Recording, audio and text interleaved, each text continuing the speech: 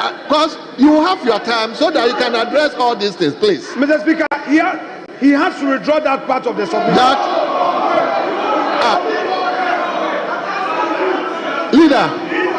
Leader, which part? These are my views. Okay, go on. Yeah, they are my views. The minority leader doesn't tell me what to say in this house. He doesn't dictate to me what I say in this house. And I'm saying that when, as a government, you decided to violate the Public Financial Management Act with impunity, this day was coming, and it has arrived. The Public Financial Management Act is very clear. The Public Financial Management Act is very clear that you cannot commit this state to a multi-year contract without the Minister for Finance, himself issuing a commencement certificate. And yet, after he issued a commencement certificate, he was still drawing on contingency fund as if he didn't know about the project. And he thought that you could do that as long as you want. The OSP has spelled out the reasons why he's looking for him. And now I'm discussing what the OSP is calling him for. That when he decided to engage in multi-year transactions and refused the approval of Parliament, knowing very well the implications in the Public Financial Management Act, he knew that he would answer for it one day. And that you are now asking us to do what? Not to discuss a fugitive. We shouldn't discuss a fugitive. Is that what you're asking? Or to clean him up even though he's a fugitive? So when you came here, you knew that the product you are selling, you could not sell it. And we warned you. We warned you and you did. You can warn me as long as you want. But the important thing is that the OSP has stated. Thank you. The OSP has stated that he didn't send anybody. Thank you, Honorable Adongo. Why are you running away? Why are you running away? Honorable Osenyako. Thank you, Mr. Thank you, Mr. Speaker. Mr. Speaker.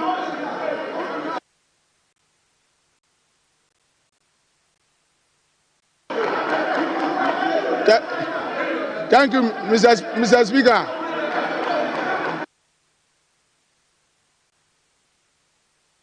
Thank you, Mr. Speaker. Mr. Speaker, Mr. Speaker, I have come in peace. I have come in peace.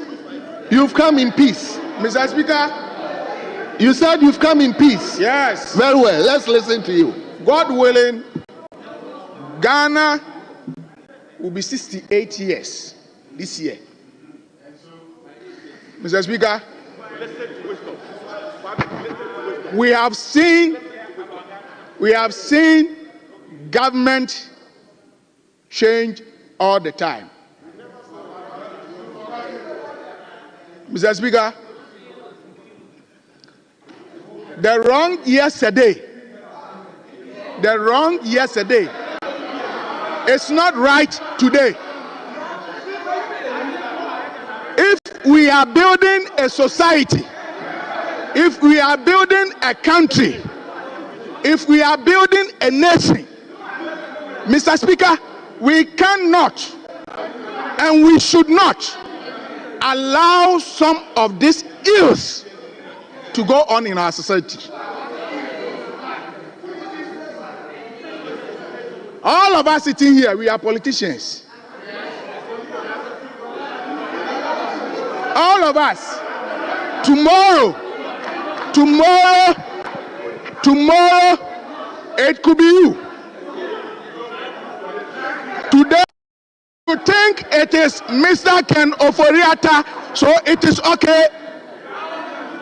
I will speak against it if it was meted to you.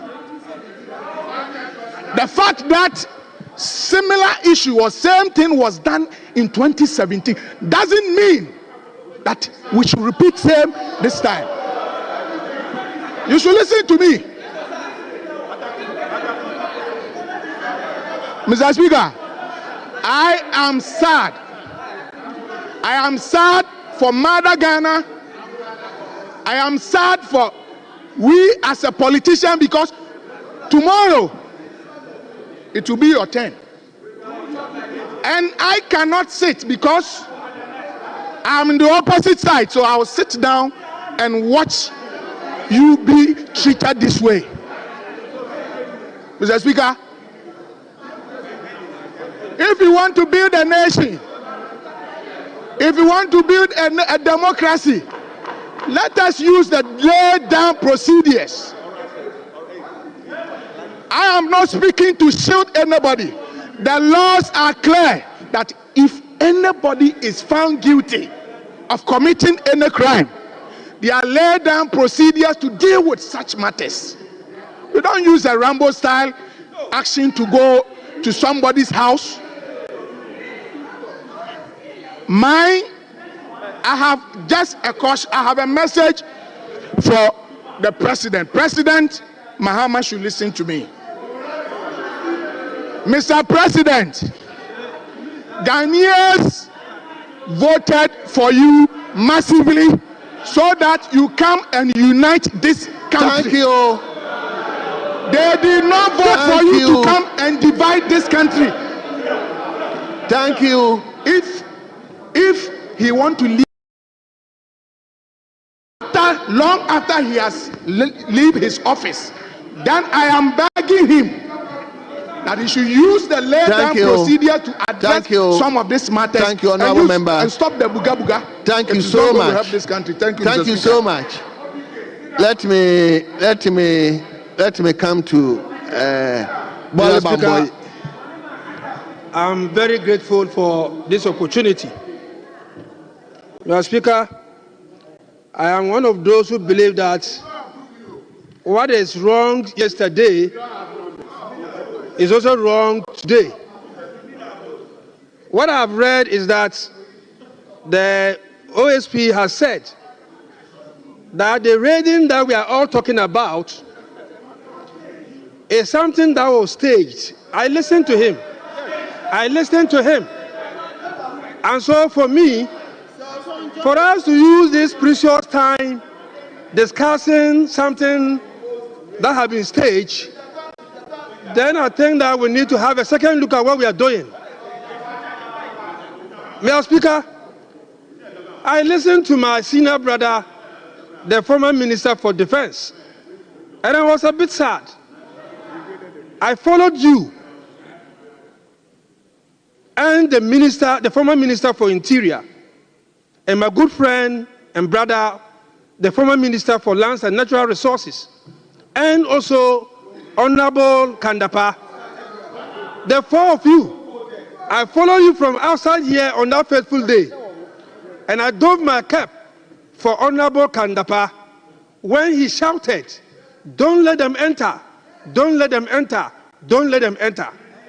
You shouted, "Let them enter, let them enter, let them enter." And they entered. Mr. Speaker, he's now telling.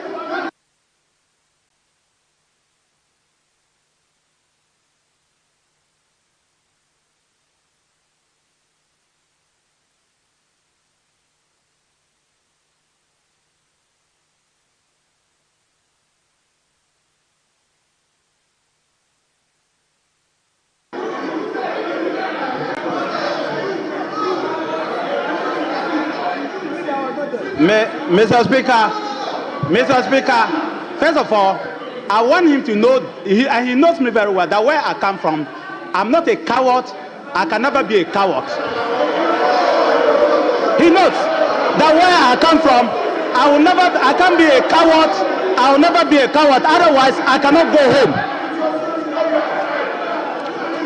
And Mr. Speaker, I want to repeat that I am not a coward.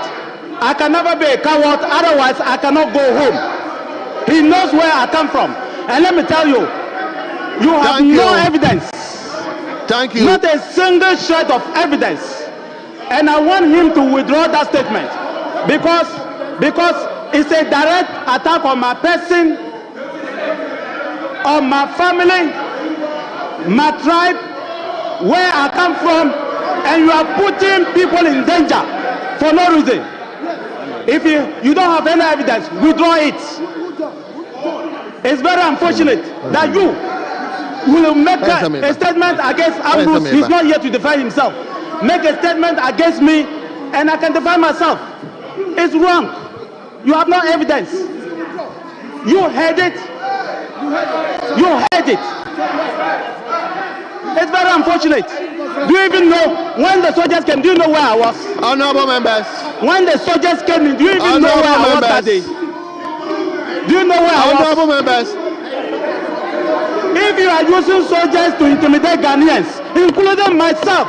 Honorable. If you are using soldiers to intimidate Ghanaians, including myself, chasing my car, that is not democracy. That is not democracy. You use soldiers to chase me. That is not democracy. That is not democracy. Don't accuse me. You have no evidence. Withdraw it. Well, honorable members, I will see the seat to the first deputy speaker. Meanwhile, you may continue.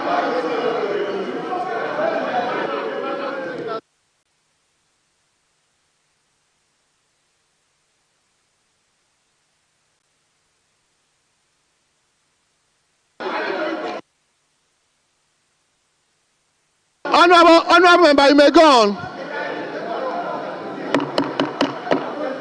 Honorable Yusuf, you may go on. Mr. Speaker, I started by saying that the defense minister is my brother. And indeed, I know where he's coming from. Where he's coming from, that is where I'm coming from. We are brothers. We are the same people. And so I was shocked that day when he was the one ushering in the military men to come and kill his own brothers. Mr. Speaker, he's saying that there was no democracy at that time, and that there was no government in place, and that he wasn't the minister at that time. And so whatever happened, he wasn't bothered. This is what he just said. Mr. Speaker, the very people who did that are still in the system. I want to call on you.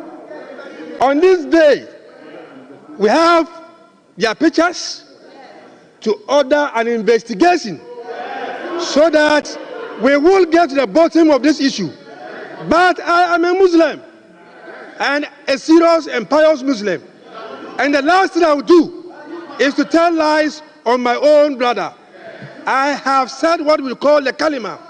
I believe in Allah. I believe in his prophets. And the next thing to believe in is to ensure that I don't tell lies on respected people like my brother.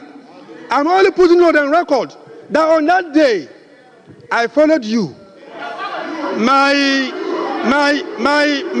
brother, Honorable Abu Jinapo, Honorable Ambrusderi, and Honorable Kandapa, from the start here down up to this point, when Honorable Kandapa insisted, don't let them enter, don't let them enter, don't let them enter, and you said they should enter. Indeed, they entered.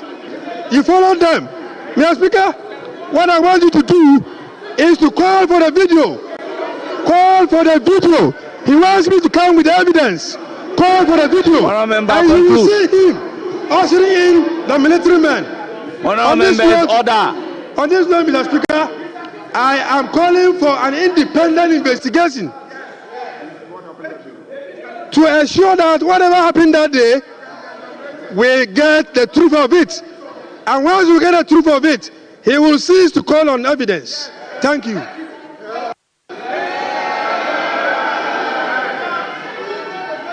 But Mr. Speaker, somebody has accused me. Yes, honorable member. Somebody has accused me that I brought Honorable soldiers to come and Nitiwul, you don't have the floor. Resume your seat. Please resume your seat. Honorable Nitiwul, resume your seat. Honorable member, you have the floor. Thank you very much, Mr. Speaker. Mr. Speaker. Honorable member, hold it. Mr. Speaker. Honorable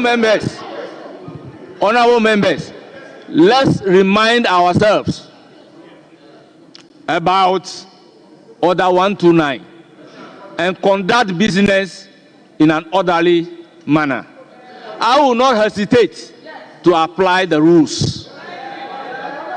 Honourable member, you have the floor.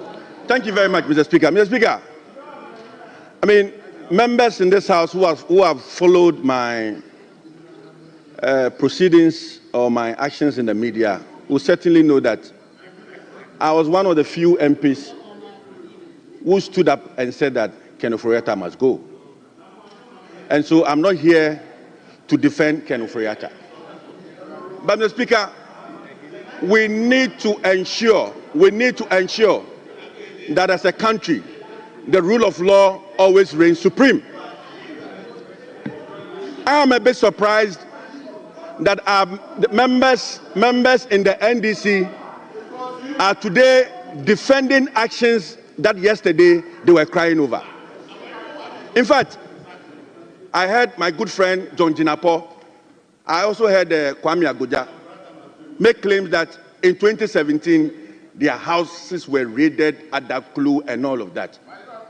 Is that justification why we should allow same to be repeated this time?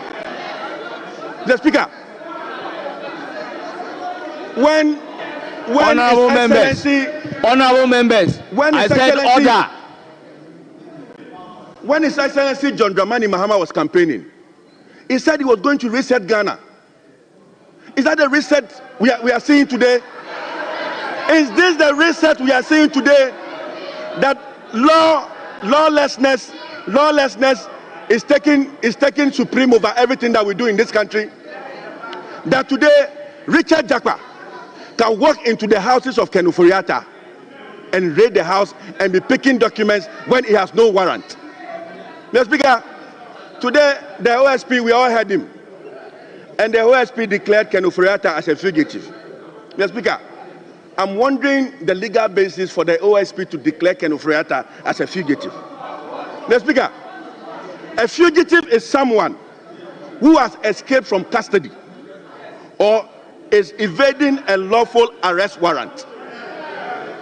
What warrant does the OSP has that today the OSP will be saying that Ken Ofori-Atta has escaped from this country? We all know that the finance minister, one of the reasons why he had to quit his job was that he was not feeling well. And so if the man travels out of this country for medical reasons, and knowing very well, when there has been enough communication between the OSP and Ken Ofori-Atta, and you take this press conference just to embarrass the man, I am sharply the OSP, and declare the man as a fugitive.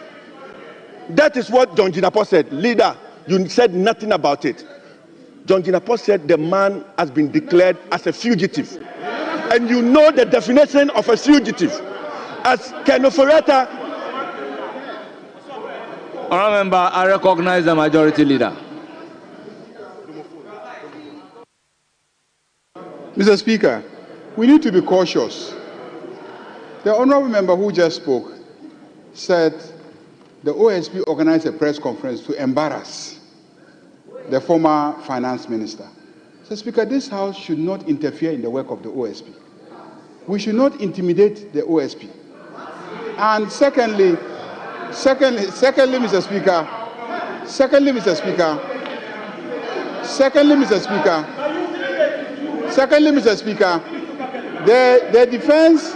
the former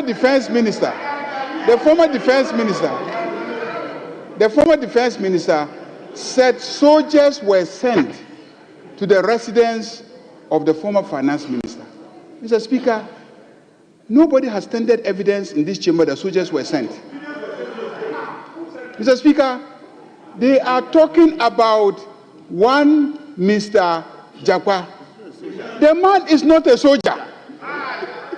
The man is retired. He left the army, and he is an officer, I believe, of national security of the state. So please, let's not sit here and say things that would dent the image of the men and officers of the Ghana Armed Forces in uniform.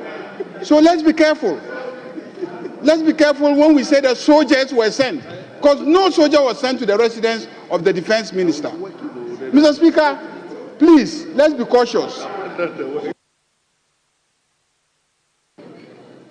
Honourable Minority Leader, I recognize Honorable Majority Leader, on a point of order. Are you also on a point of order against the point of order? Mr. Speaker, with the greatest respect, take it easy. He didn't say he was up on a point of order. Mr. Speaker, he didn't say so. He didn't say so. And please allow, he made an intervention for the good of us. I am back on the same level, please. Mr. Speaker, I agree with the Honorable Leader of the House that we should tread cautiously. Rightly so. But, Mr. Speaker, we have heard a colleague make a statement for Hansel that the respected senior member sent soldiers here to kill us. Those were the words. Mr. Speaker, in the same spirit, we need to be careful. Two, I have publicly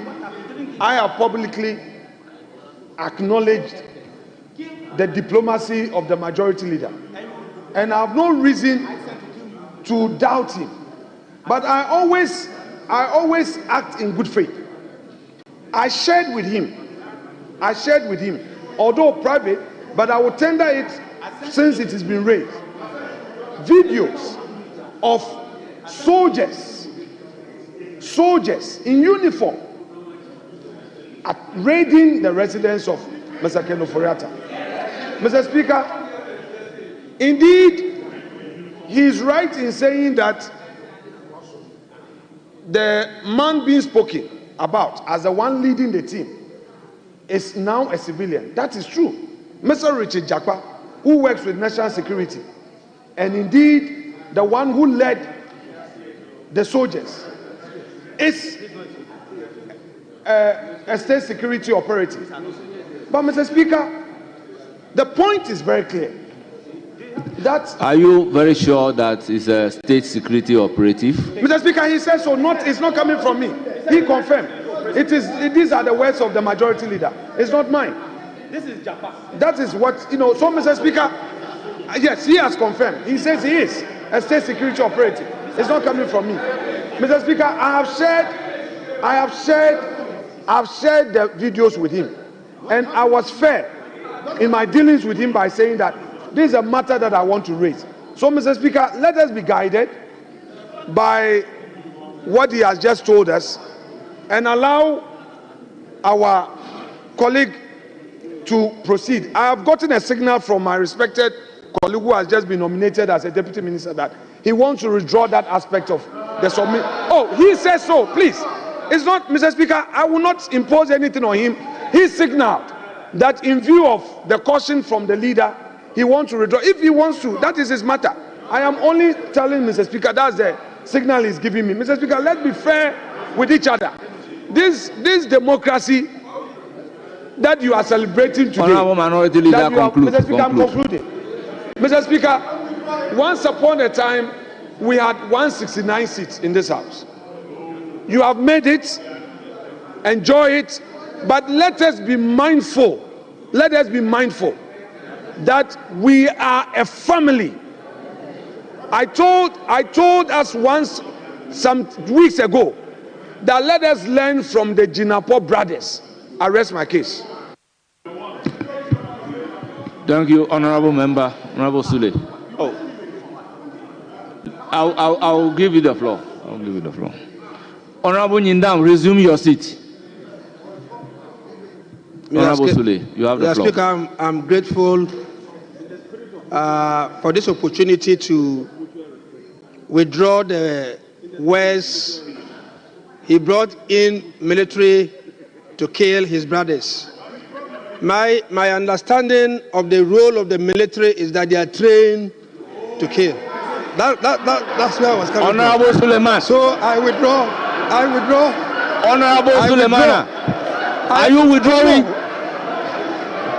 So I'm withdrawing. Are you withdrawing? Or what are you doing? Unreservedly. He's my brother, and I will not do anything to hurt him. So I withdraw them. Thank you, Mr. Speaker. Honorable members, statement accordingly withdrawn. Order.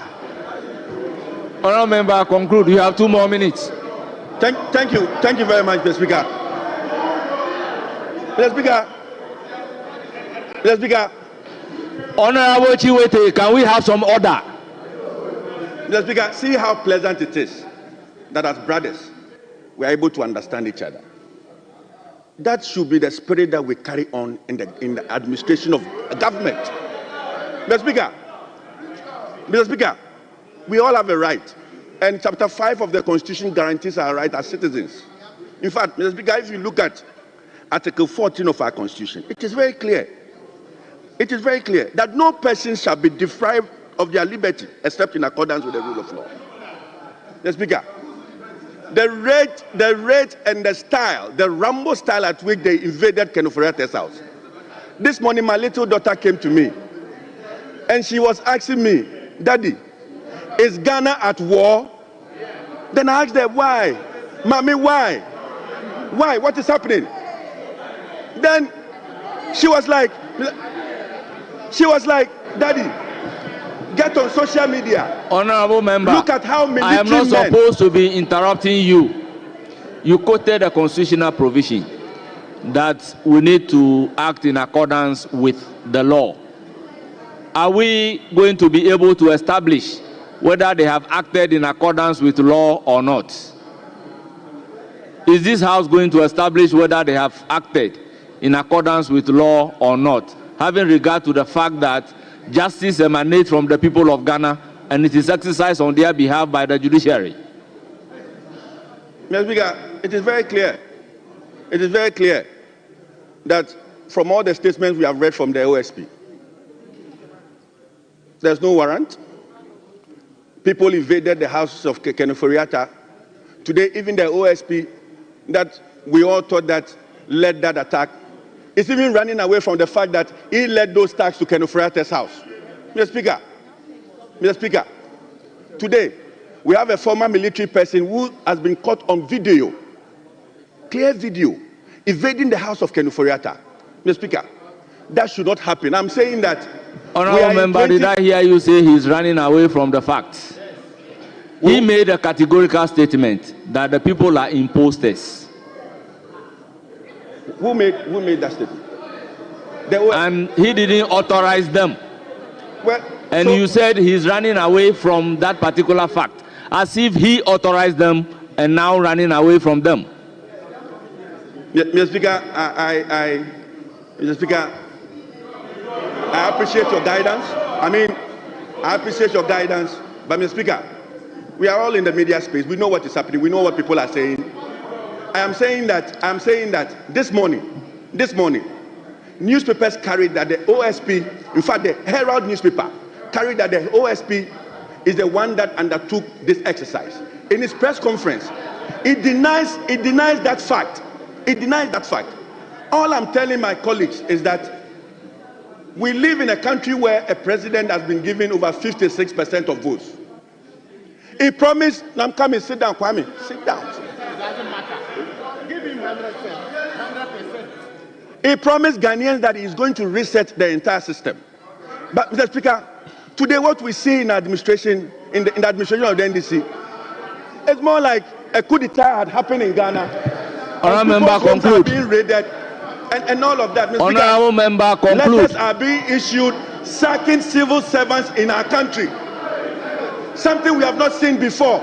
Even directors of companies are being sacked. Mr. Speaker, directors of companies are being sacked. Honourable member, your time is up. Mr. Speaker, I proceed to give the floor to Honourable James Agalga. Mr. Speaker, in conclusion. Honourable member, resume your seat, please. 4 minutes. Mr. Speaker, you please took all my resume time. your seat. You took all Honourable my time. James Agalga, you have the floor.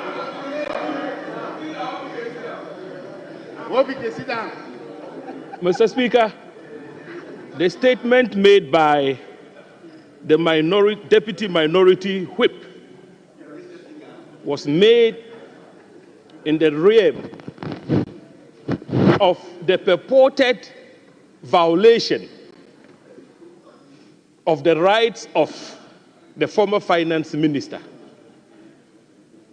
If my understanding of that statement serves me right, Mr. Speaker, then of course we have reason to ask ourselves, which of the human rights provisions enshrined in Chapter 5 of the 1992 Constitution has been violated? That is the question. The maker of the statement cited a judicial decision in support of the statement. Now, that particular judicial decision, I didn't hear him well, but he mentioned Director of Prisons. That particular judicial decision relates to fair trial principles. But, Mr. Speaker, in the case of the Minister for Finance, he is not on trial. And so the principles enshrined in Article 19 of the Constitution will not apply to him for now. The closest we can come to, Mr. Speaker, in terms of the human rights provisions in our Constitution would be Article 15 of our Constitution. And Mr. Speaker, I will take you through Article 15. And I expect, with the greatest of respect, the minority leader to respect the fact that I am truly a human rights advocate, and he can bear testament to that fact.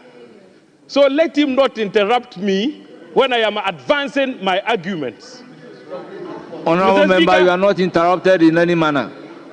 Address the chair. Article 15 of our Constitution talks about the respect for human dignity.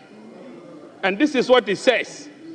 The dignity of all persons shall be inviolable. 2, no person shall, whether or not he is arrested, restricted, or detained, be subjected to A, torture, or other cruel, inhuman, or degrading treatment or punishment. B, any other condition that detracts or is likely to detract from his dignity and worth as a human being. It goes on and on and on, but those are the relevant provisions I want to relate to. Mr. Speaker, the question is, Honorable Ken Ofori-Atta has not been arrested. He's not in the custody of the police. So how do we start talking about a violation of his right to human dignity? The steps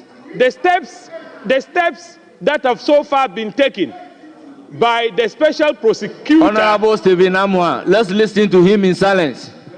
Mr. Speaker, the steps that have so far been taken by the special prosecutor is in accordance with law as prescribed under Article 18 of our Constitution. That same Article 18, Mr. Speaker, talks about the right to property and the fact that it shouldn't be interfered with, your property rights, your home, etc., etc. But Article 18 comes with an exception, where the state security apparatus decides to act in prevention of crime or in detection and punishment for crime, an exception is created under Article 18. So the question we should be asking ourselves is, even granted, assuming without admitting, that security agents stormed the house of Ken Ofori-Atta, we should be asking ourselves, did they obtain a warrant from court? Did they obtain a warrant from court? I think our colleagues on the other side should file an agent question and determine for themselves whether they acted with a warrant or without a warrant before they draw certain conclusions. Now, Mr. Speaker, the special prosecutor has spoken. He says he extended an invitation to Ken Ofori-Atta, and his lawyers offered to present themselves for questioning. And he said, no, lawyers are not the subject of the investigation. So he wants to talk to Ken Ofori-Atta himself. Could this be the reason why agents of our state security apparatus stormed his home? Mr. Speaker, let me remark that when Honorable John Jinapur's home was stormed, there was no prior invitation extended to him by any state security agency mandated to investigate any matter. Likewise, the home of Dominic Ayeni, the current Attorney General, was stormed, equally stormed. What was his crime? His crime was that he only wrote a legal opinion. A legal opinion. A legal opinion warranted the storming of his home without a prior invitation from the police. These are the facts we should compare and contrast. And so, having said that, I did indicate that I, as a lawyer, a human rights advocate, conclude, who was struggling to establish for myself which of the provisions of our Constitution have been violated, I found none. Ken Ofori-Atta can submit himself to the law for purposes of investigation, and when there are violations, I'll be the first to speak for and on his behalf. Not until then. He should be law-abiding, come back home, and engage with the special prosecutor so that the allegations that have been leveled against him can be dealt with. Thank you for the opportunity, Mr. Speaker. Thank you very much. Your time is up.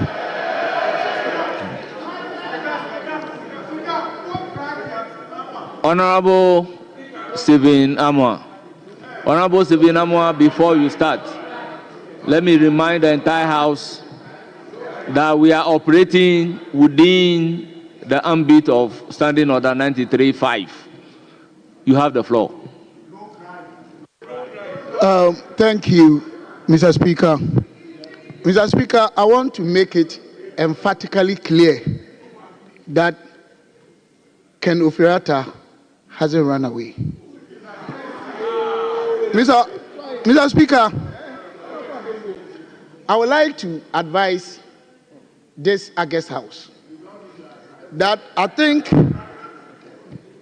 our actions and omissions over the years have actually defined us, and we have given the public, the external stakeholders, to always see us in different lenses. And it is time we put an end to what we are doing to each other. Mr. Speaker, some of the descriptions they're giving, some even went to the extent of saying that the economy that he left, in fact, I cannot repeat those evil words they use in-house. Mr. Speaker, 2016, the economic Ken Ofori-Atta inherited was growing at 3.4%. Mr. Speaker, the inflationary rate was 15.4. Mr. Speaker, lending rate was about 40%. But for COVID, by 2019, we were growing 7%. Inflation was 7%. Under Ofori-Atta, we have been able to implement one of the most enviable pro-poor policies on the continent of Africa. How could you describe such a man because of global crisis? Your own former finance minister, do you know the description you are giving to your country? Do you know how you are placing Ghana on the globe because of politics? Do you know what you are doing to your country? Very soon, your ministers will be leaving Ghana for other places, for international assignments. And this is what they will read from your own lips. Mr. Speaker, we shouldn't allow this outmoded, colloquial, primitive politics to continue to destroy our country. Mr. Speaker, we are one people with one destiny as a nation. Mr. Speaker, I am only advising the House. Honorable Stephen Amwa, did I hear you say primitive politics? No, I'm talking about Ghana. Will you consider withdrawing the word primitive politics? Okay. Mr. Speaker, with your indulgence, I have done so. But Mr. Speaker, I think I have to make myself clearer here. I am not even speaking against one side. I am talking about actions and inactions, omissions and behaviors that are dwindling the very reputation of this House. We've been doing this to ourselves for far too long. Now, every Tom, Dick, and Harry out there Even if you are driving Land Cruiser, they think you're a politician. Whether NDC MPP, they don't respect us. And this is why I'm bringing it to our attention. That do we allow yesterday's propaganda or actions or omissions to continue to keep on destroying the very image and reputation of this August House? Is that what we want to do?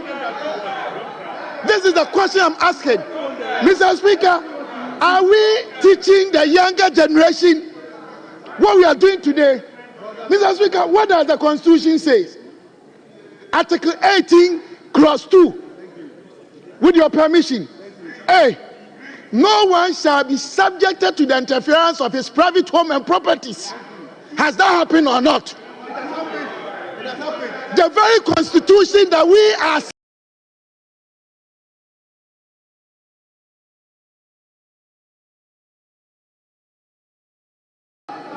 the very laws that we ourselves made, we are undermining the same laws because of politics. We should not sit here and because of politics, Ken Ofori-Atta made your family members have free school. Your nephews, your children, your aunties, your friends, your mosque members, your church members. But for Ken Ofori-Atta, they would have been home. Let us stop these things against either NDC or MPP. Let us maintain our reputations as a house. Let us believe in one fact that we are one people with a common destiny as a country.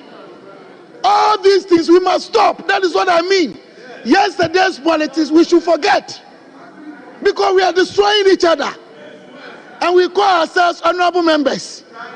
We all deserve that. But please, Mr. Speaker, what I'm trying to tell the House is that sometimes, because of politics, we say these things, we think we are joking. But those out there, they believe in what we say and they disrespect all of us. Let us protect each other.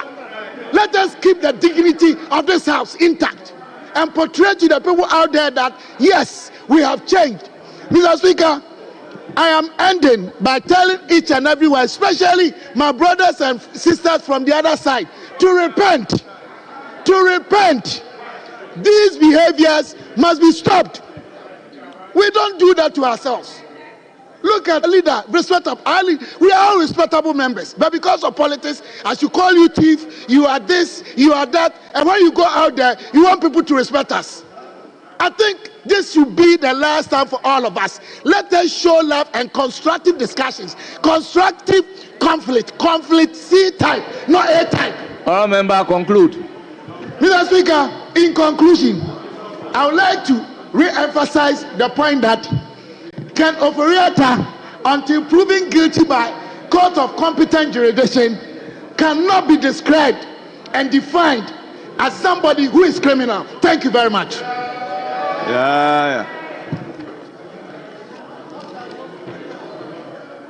I proceed to give the floor to Kwame Jijoli Gakpe. Thank you, Mr. Speaker, for giving me the opportunity. Mr. Speaker, the Honorable Ken Ofori-Atta is not above the law. He is not above the law. And then when the special prosecutor, they read the statement today, he is talking about the cathedral. They mentioned cathedral issue. They mention SML issues. Those are the issues the special prosecutor is investigating. When they call upon Honorable Ken Ofori-Atta to avail himself to the authorities to do the needful, he sent lawyers.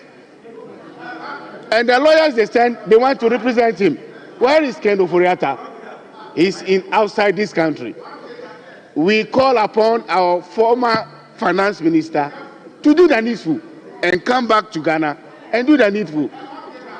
This is about public money. It's not personal money. He's not above the law. The security agencies went to the house lawfully. What we should be looking at is that we should inquire as a house whether they have search warrant to go to Honorable Ken Ofori-Atta's home.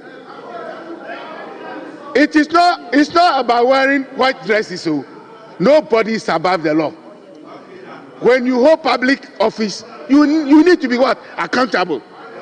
The day of accountability have arrived. We were in this country. John Jinapo's home was raided. Former Attorney General's home was raided by the military people. Members were invaded in this chamber. At that time, we don't have the locus to say and condemn it. Today we have the moral temerity, the audacity to say that it is wrong. You have the moral ground to talk. You didn't know the day of reckoning will come today.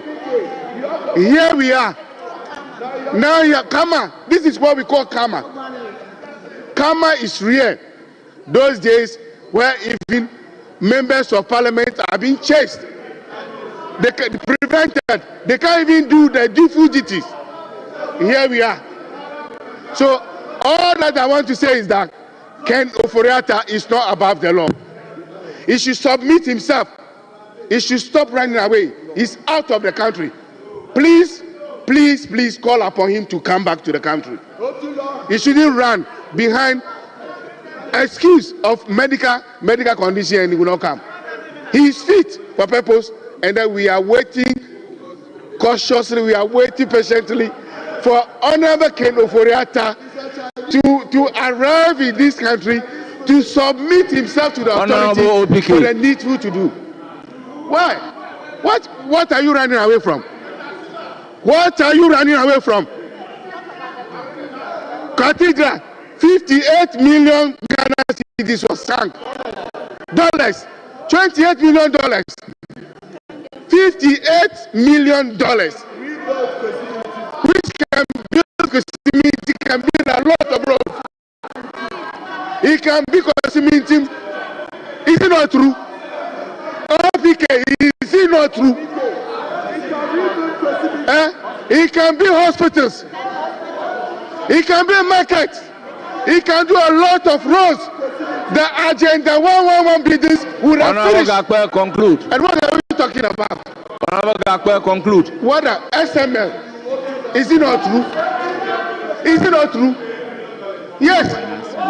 The biggest hole ever Ghana have actually constructed. So nobody is chasing former minister for me.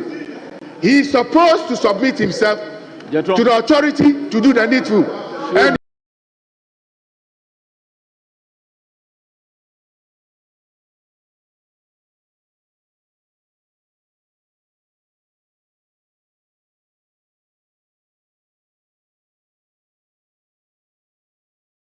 not about the law, Mr. Speaker, to protect the public purse.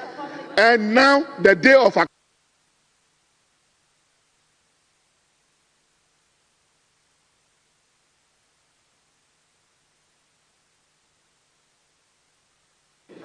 Mr. Speaker, thank you for the opportunity to make my comments on this matter. Mr. Speaker, Honorable Ken Ofori-Atta, a former Minister of Finance and a former presidential envoy, has contributed to nation building. Mr. Speaker, in 2021, when His Excellency Nana Addo Dankwa Akufo-Addo nominated him for the Finance Ministry portfolio, this House had to wait because he indicated he was unwell and seeking for medical treatment outside. Mr. Speaker, in fact, when he even came, he was the only minister that his vetting took 2 days. And in between, this House indulged him to enable him take some break, to enable him proceed with his vetting.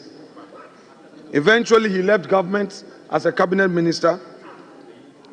And, Mr. Speaker, for the records, on the 2nd of January 2025, he wrote to the then Chief of Staff that he needed to travel to Mayo Clinic in Minnesota, USA, for some medical procedure.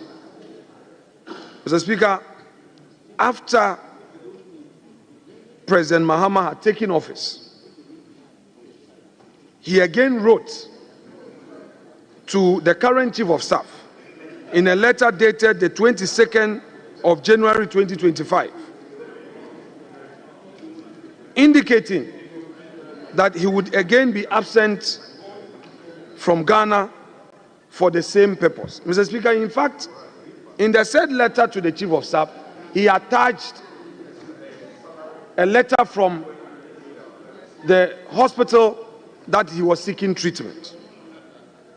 Mr. Speaker, indeed, the OSP wrote to him on the 24th of January.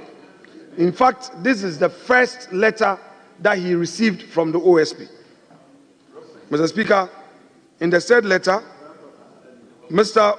Ken Ofori-Atta instructed his lawyers to respond to let the OSP know that indeed he was out of the jurisdiction seeking medical treatment. Mr. Speaker, what happened yesterday by state security operatives must be condemned by all of us. Honorable John Jinapor has narrated his own ordeal, but the records of this House will confirm that when that happened, Right Honorable Speaker Okwe condemned that act. If indeed something had happened yesterday, it does not mean that we should continue today. Mr. Speaker, I have heard human rights activists, respected lawyers for that matter, quote Article 18 of the Constitution to say that that is not applicable in this case. Mr. Speaker, I beg to submit that that was a wrong appreciation of the law.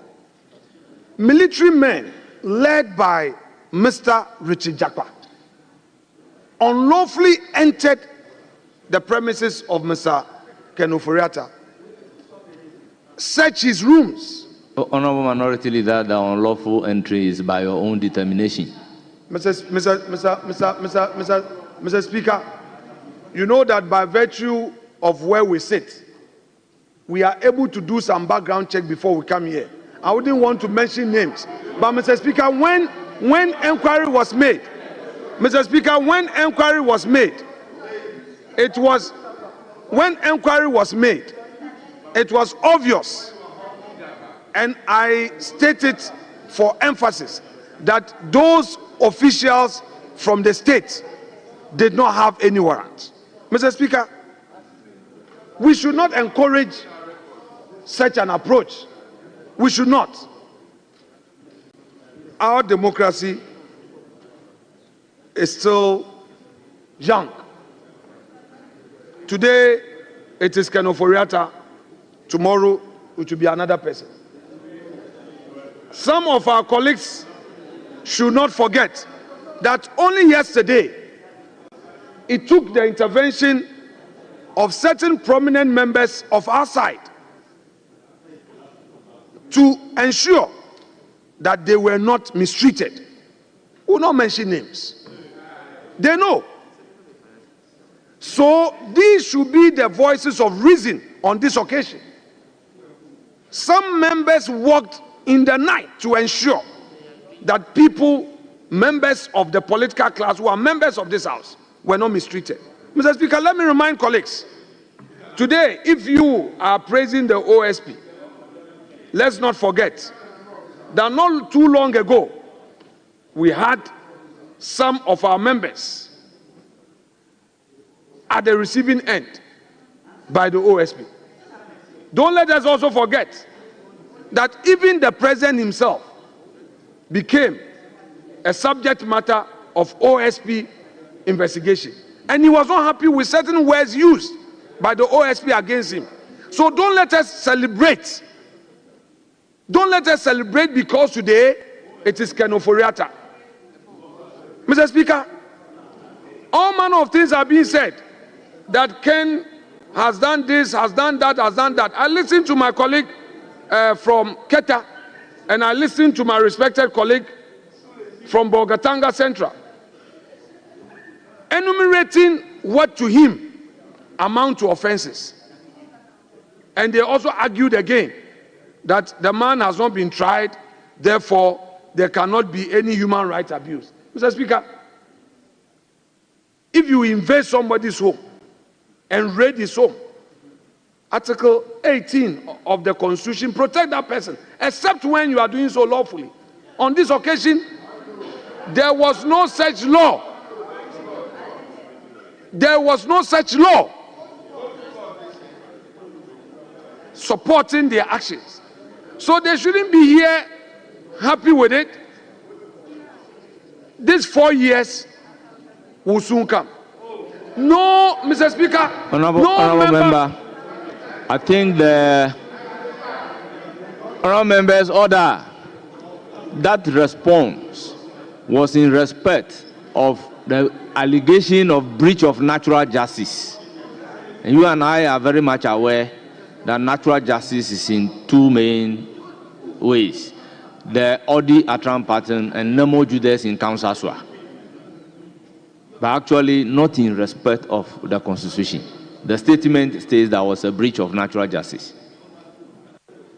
Mr. Speaker, the contention here is that the man's home was raided by state security operatives, rather unlawfully. And I dare contend that that conduct was unconstitutional. That is my respectful submission, Mr. Speaker. Mr. Speaker, I have done a lot of follow-ups on this matter, and I regret to say that we are not sending the right signal to our electorate. Mr. Speaker, the man has put the state on notice of his absence from the jurisdiction. He has made available his medical records coming from a respected medical facility. Mr. Speaker, today, I repeat, if our friends think that it is another person, so it is okay, and they are describing Kenoforiata in all manner of forms, let me remind them that none can ever rule this country with perfection. The man, Mr. Speaker, at the risk of being repetitive, Honorable Stephen Amwa was clear in his language of submission that indeed the successful implementation of the free SHS was led by Kenoforiata as a finance minister. He made sure that he rolled out all important policy of government. Mr. Speaker, if you have any issue, follow due process of law. It is not enough for national security to raid his home. It is not enough to carry armed military men to his residence to terrorize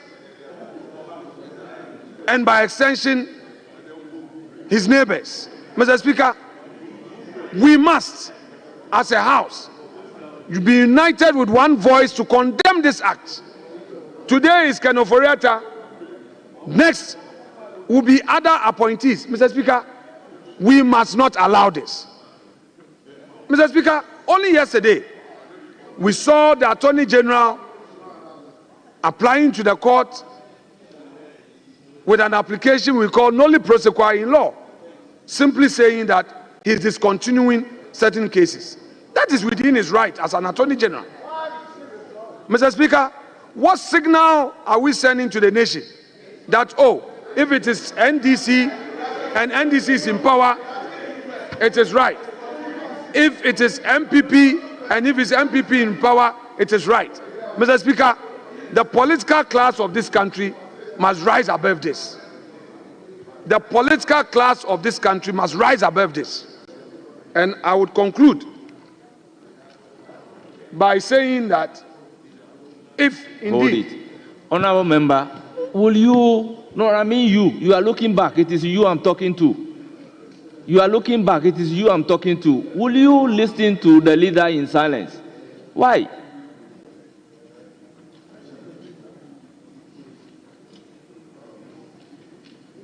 Leader, continue. Mr. Speaker, Honorable Member for Keta talked about karma. And I agree with him. I've been reading a lot about karma. The wheels of karma indeed grind slowly, but with great surety. You have quoted it today. Enjoy it whilst it lasts. Mr. Speaker, today he says that we are reaping the fruits of a karmic effect of our actions. So it should be so. You have just come into government. You have a lot of projects you want to undertake. You'll be going to PPA. Ministers will be taking decisions. Some will be good, some will be bad. You roll out policies for Ghanaians to benefit. Some will pay, some will not pay. You would engage the business community. So bear in mind that this karma you have just referred to, 4 years from today, we may. You can even call it 50 years. 50 years, 60 years. So let us solve the problem now. Let us encourage state security agencies with a mandate to investigate and prosecute to follow the law. Let's encourage them to follow the law.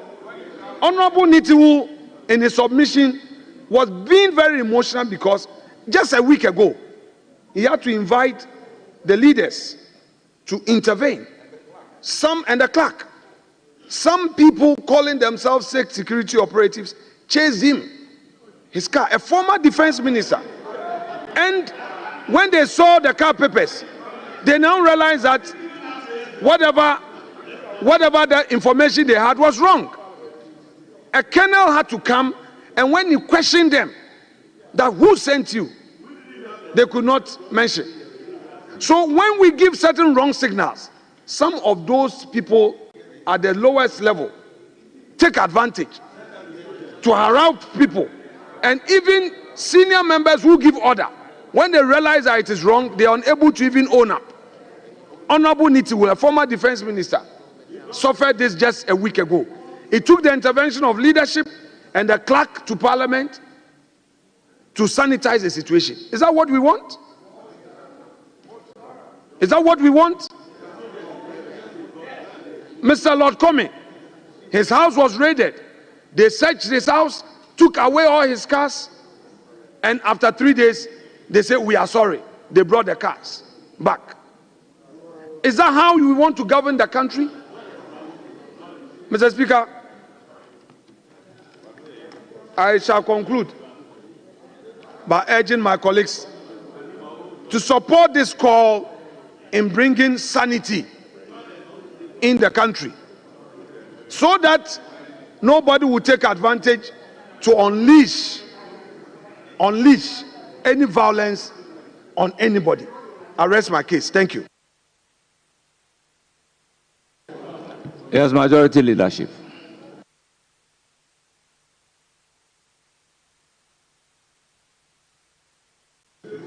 Mr. Speaker,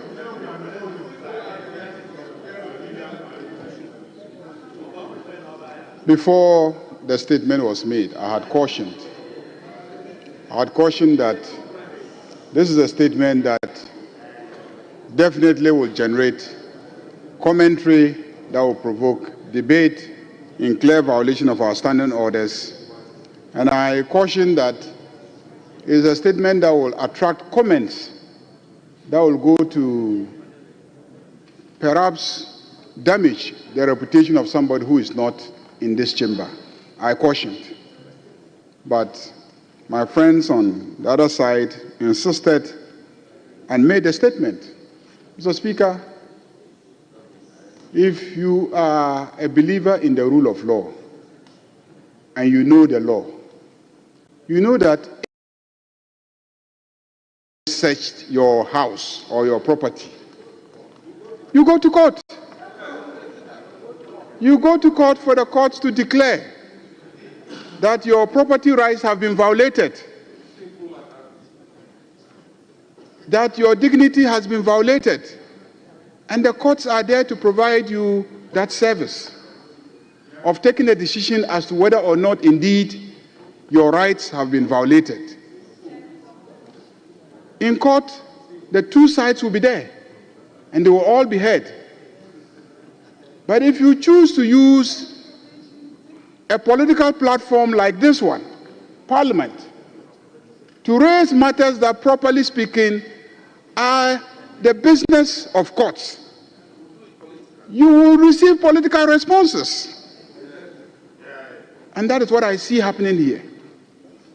Mr. Speaker, as for me, what I hear being said here is that there is a certain class called the political class, and that political class must take care of each other. And what I hear being said in this chamber is that taking care of each other means that we should not hold each other accountable.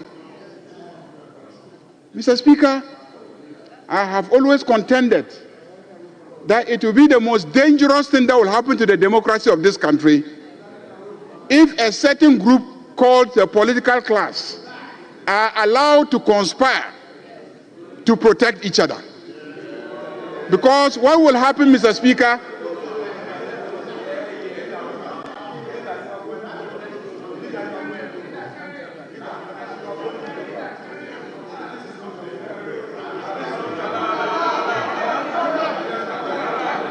Honourable members, order. Mr. Speaker, I am saying what I hear. What I hear. There has been several referrals to a group called political class. Did you hear that or not? Several times there was a referral to a group known as a political class. And several times a call on members of the political class not to do this to each other. And what do we mean by let's not do this to each other? Let's not, when there is a change in government, try to hold each other accountable this way or that way. I take a position that, indeed, the reason why the voters go and vote for one political party as against the other is so that they will come and hold each other accountable. The day that we stop holding each other accountable, that will be the day the electorate will lose confidence in this democracy. And when they lose confidence in this democracy, that is the end of democracy in Ghana. So we must hold each other accountable. When we vote for a new party and the party come, they owe a duty to those who voted them to hold those who have been taken out accountable. As for how they do it, it should be a matter of following due process and the law. Let's talk about nolle prosequi. I heard somebody mention nolle prosequi. And withdrawal of prosecutions. Mr. Speaker, if the state of Ghana, if the Republic of Ghana prosecutes a citizen for 8 years and is unable to convict that citizen, then there's a problem.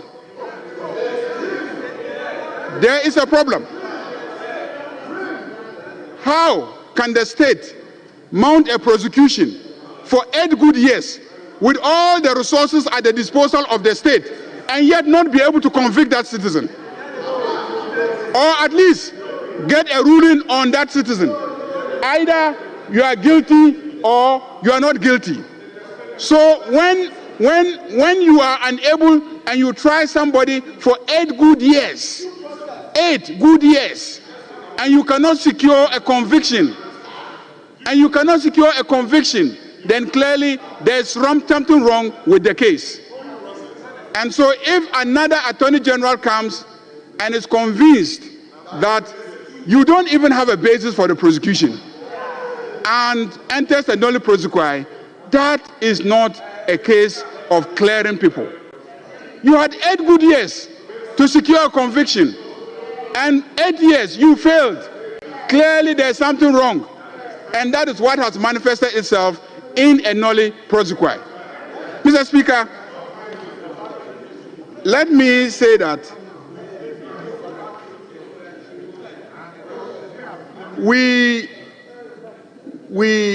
I cautioned against making the statement because I didn't want us to go into a situation where we'll be making unfair comments about somebody who is not in the chamber to defend himself. Mr. Speaker, the facts are simple. That military officers, policemen, and national security personnel invaded, entered, searched the private property of the former Minister of Finance. Mr. Speaker, I will not run any commentary on that matter until I've conducted some investigations, ascertain what the facts are, and then I will come and appraise this House of exactly what happened so that we can be properly informed. If there is anything that we should condemn about what has happened, we can collectively as a House condemn it. I caution you that don't make statements that would involve commentary that will undermine the image of someone, because I will not be happy if it is done to me, and that is why I objected. And so I'm not going to join colleagues to comment on the statement, except to add that the Office of Special Prosecutor has been severally mentioned. This was an office that was established to investigate and prosecute alleged cases of corruption and abuse of office by public officers. They have indicated that in this instance, they are investigating the former finance minister for 2 stated matters that they are investigating, which is matters relating to SML.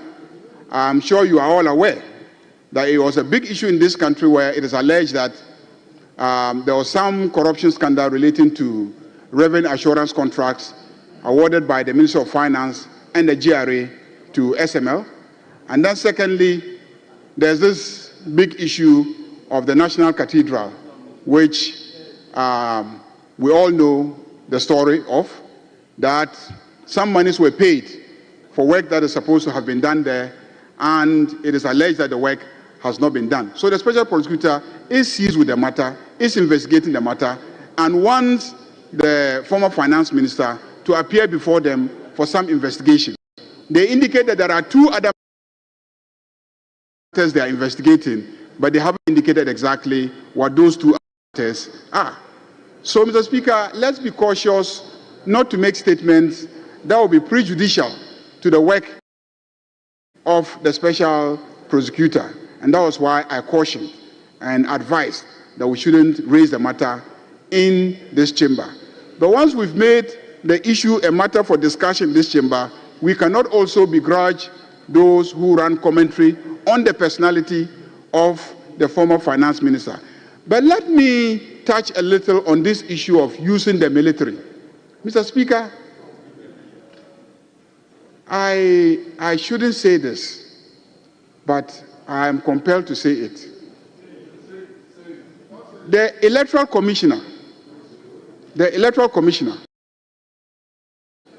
I have observed that for several years, a whole military battalion was placed in front of her house to protect her house.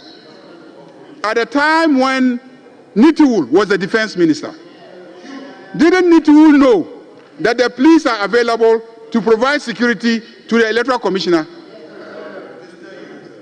Nitiwul, he was defense minister, and he placed a whole military battalion at the entrance of the Electoral Commissioner's residence. And the electoral commissioner was guarded by soldiers who followed her all the time. Today, the same Nitiwul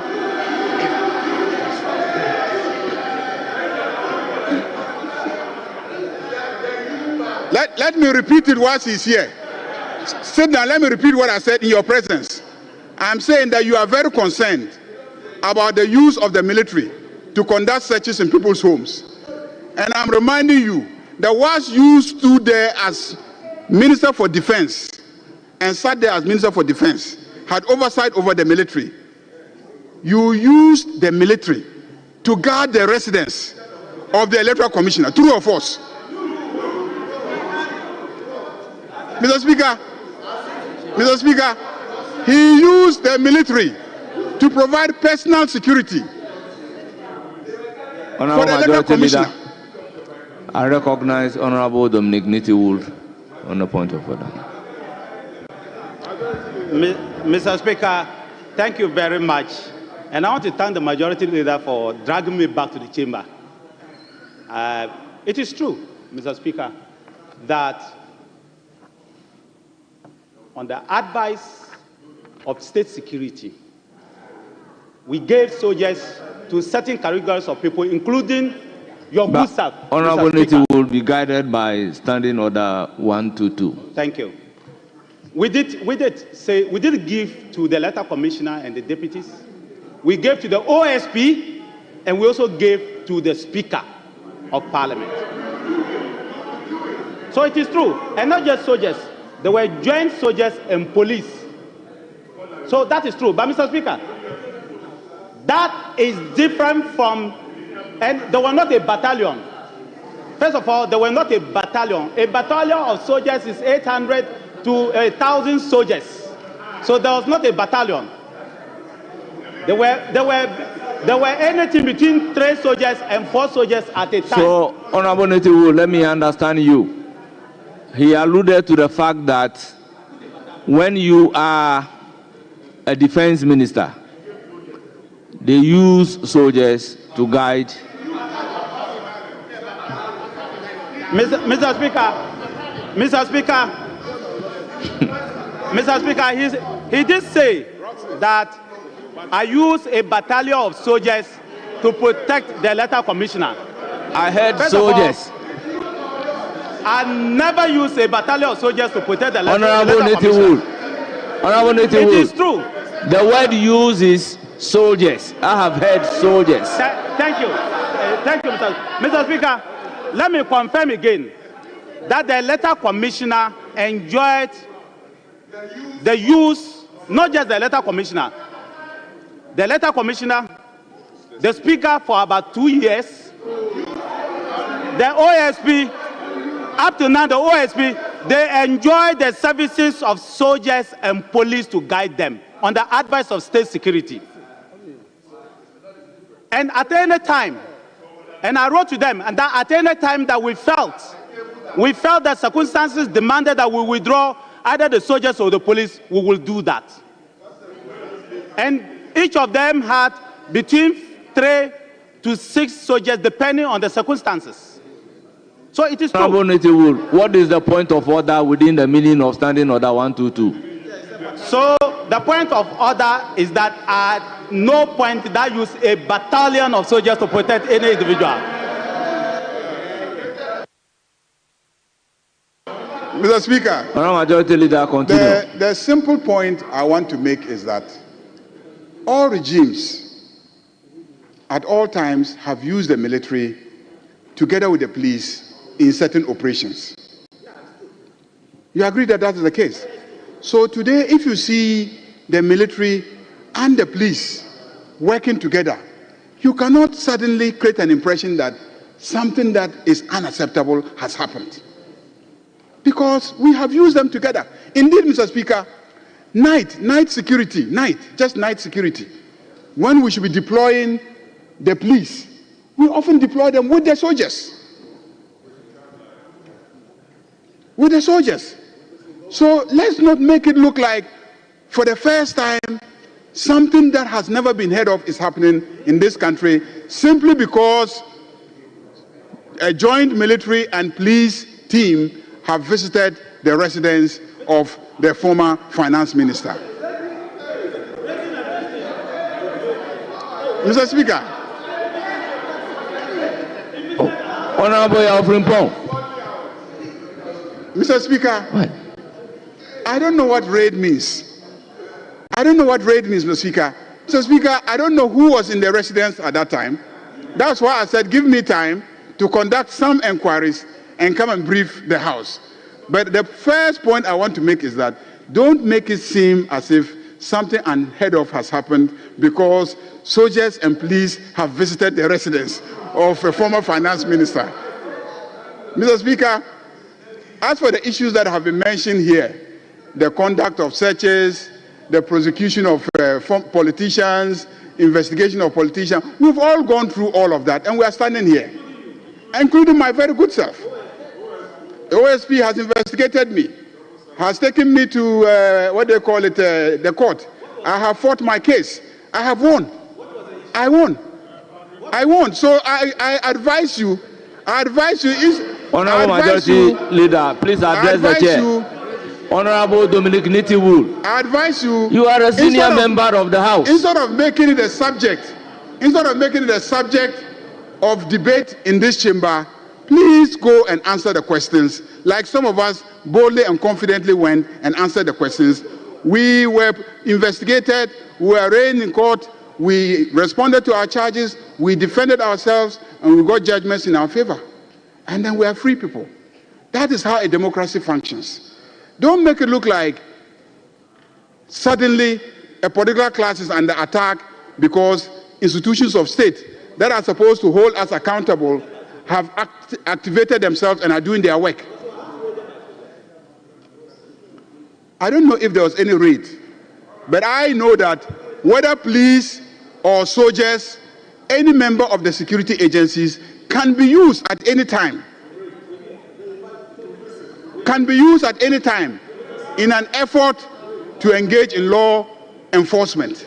That's how I see it. But like I said, I will check, double check, and come back to you with a report of exactly what happened. This House has a duty to protect the human rights of citizens. If you check our own standing orders, you know that we even have a committee, a human rights committee. And the job of the Human Rights Committee is to take on human rights complaints, investigate them, and then take the appropriate decisions in respect of those complaints. So we have a human rights mandate. And so if anybody thinks that his or her rights have been violated and decides not to go to the Human Rights Commission or to go to the High Court to seek an enforcement of their rights, but choose to make a petition to Parliament, Parliament's Human Rights Committee has a duty to take on the petition, investigate it, and then give appropriate direction. Because we don't have a committee yet, I undertake, as the leader of this House, to look into the matter, get some report, and come and present it to you. Thank you very much, Mr. Speaker.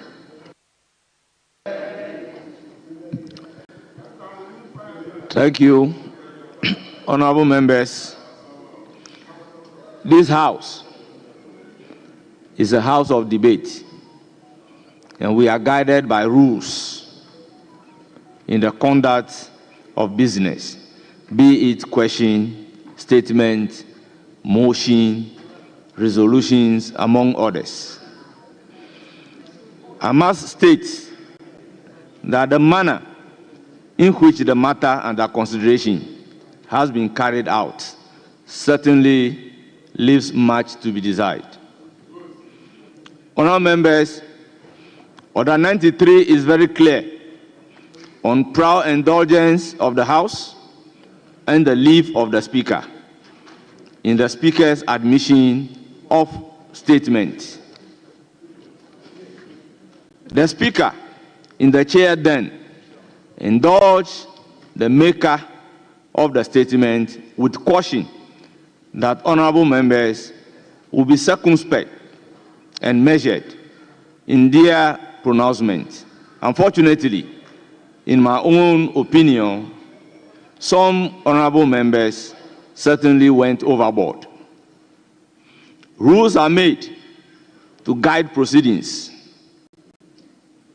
Where there are no rules, the Speaker is enjoined to provide appropriate interventions. I urge honorable members to be on the guide accordingly in order for order, decorum, and decency to characterize proceedings on the floor of this House. We must also be cautious to uphold the right of persons who do not have audience on the floor of the House in our conduct of proceedings. They may not have the opportunity to be heard on the floor of the House. Honourable members, regarding the issue relating to the former minister responsible for finance, I am aware it's a subject matter of investigation by the Office of the Special Prosecutor. Honourable members, the Office of the Special Prosecutor is established by the Office of the Special Prosecutors Act 2017, Act 959. Honourable members, the law mandates the Special Prosecutor to investigate specific cases of alleged corruption or corruption-related offenses involving public officers and persons who have been entrusted with prominent public functions in Ghana or outside Ghana. Honourable members, I would therefore urge the Special Prosecutor to operate within the ambit of the law. Honourable members, we are all not above the law. Therefore, as Ghanaians, we must respect each other and operate within the ambit of the law. I thank you for the opportunity. Honourable members, we have two other statements. One is in the name of Honorable Mohammed Amin Adam, Member of Parliament for Karaga, on the policies of the new Trump administration in the United States and their implication for Ghana's economic development. The other one is a statement by Honorable Nana Ose Ajay, MP for New Joben North constituency, on the impact of USAID shut down on Ghana's economy. Honourable members, if it pleases you, we may want to take the statement together and take contributions on them. I will therefore call on Honourable Mohammed Amin Adam to present a statement. Thank you, Right Honourable Speaker, for allowing me to make a statement on this all-important subject of the implications of the policies of the new Trump administration in the United States on Ghana's economic development. The reinstatement of Trump's administration policies, including freezing funds to USAID, imposing tariffs on major trading partners, mass deportation, and withdrawing from the Paris Accord on climate change, poses significant challenges for many countries, including Ghana. USAID has been a crucial partner in Ghana's development, funding numerous projects in healthcare, education, and infrastructure. Freezing these funds to USAID implies that Ghana will lose $150 million United States dollars annually. With the national budget already very tight, this could lead to reduction in development aid, exposing essential projects to face cutbacks or cancellations, affecting sectors critical to Ghana's growth. I've taken notice of the President's directive to the Minister for Finance to fund the funding gap resulting from freezing funds to USAID. But with a budget already tight and the government planning to scrap some taxes, I'm wondering how this funding gap is going to be done. But this is an indication of the fact that we are already feeling the effects of the policies of the Trump administration.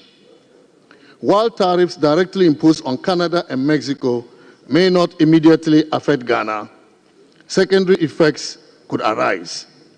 The global trade disruptions that arise from tariffs on major economies can lead to shifts in global trade partners and patterns, potentially reducing demand for Ghanaian exports. Countries affected by U.S. tariffs might seek new markets, increasing competition for Ghanaian products.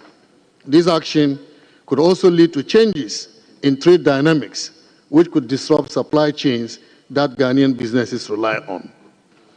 The mass deportation of immigrants from the United States could have several repercussions for Ghana. Remittances from Ghanaians living in the U.S.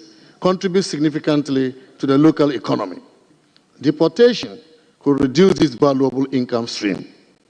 Also, an influx of returnees might strain social services and job markets, necessitating urgent policy responses.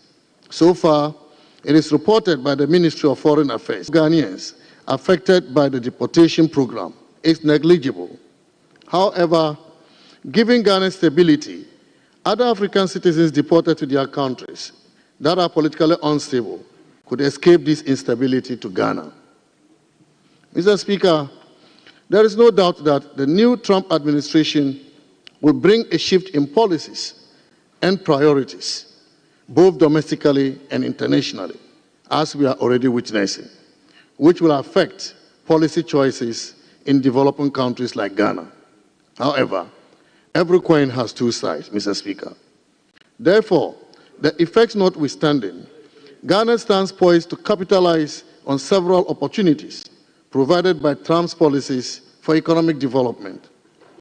By strategically aligning with the administration's policies, Ghana can foster growth, attract investments, and strengthen its economic ties with the United States.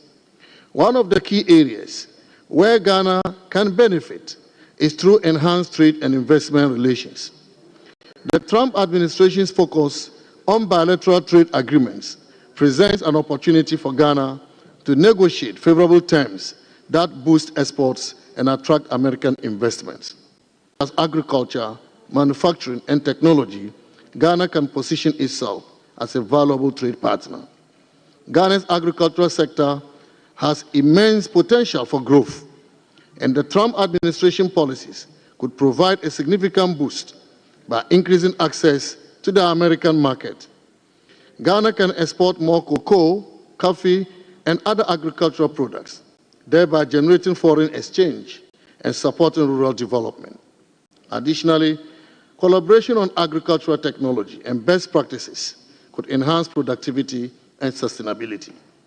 The Trump administration's focus on reviving American manufacturing can be leveraged by Ghana to attract investment in our own manufacturing sector.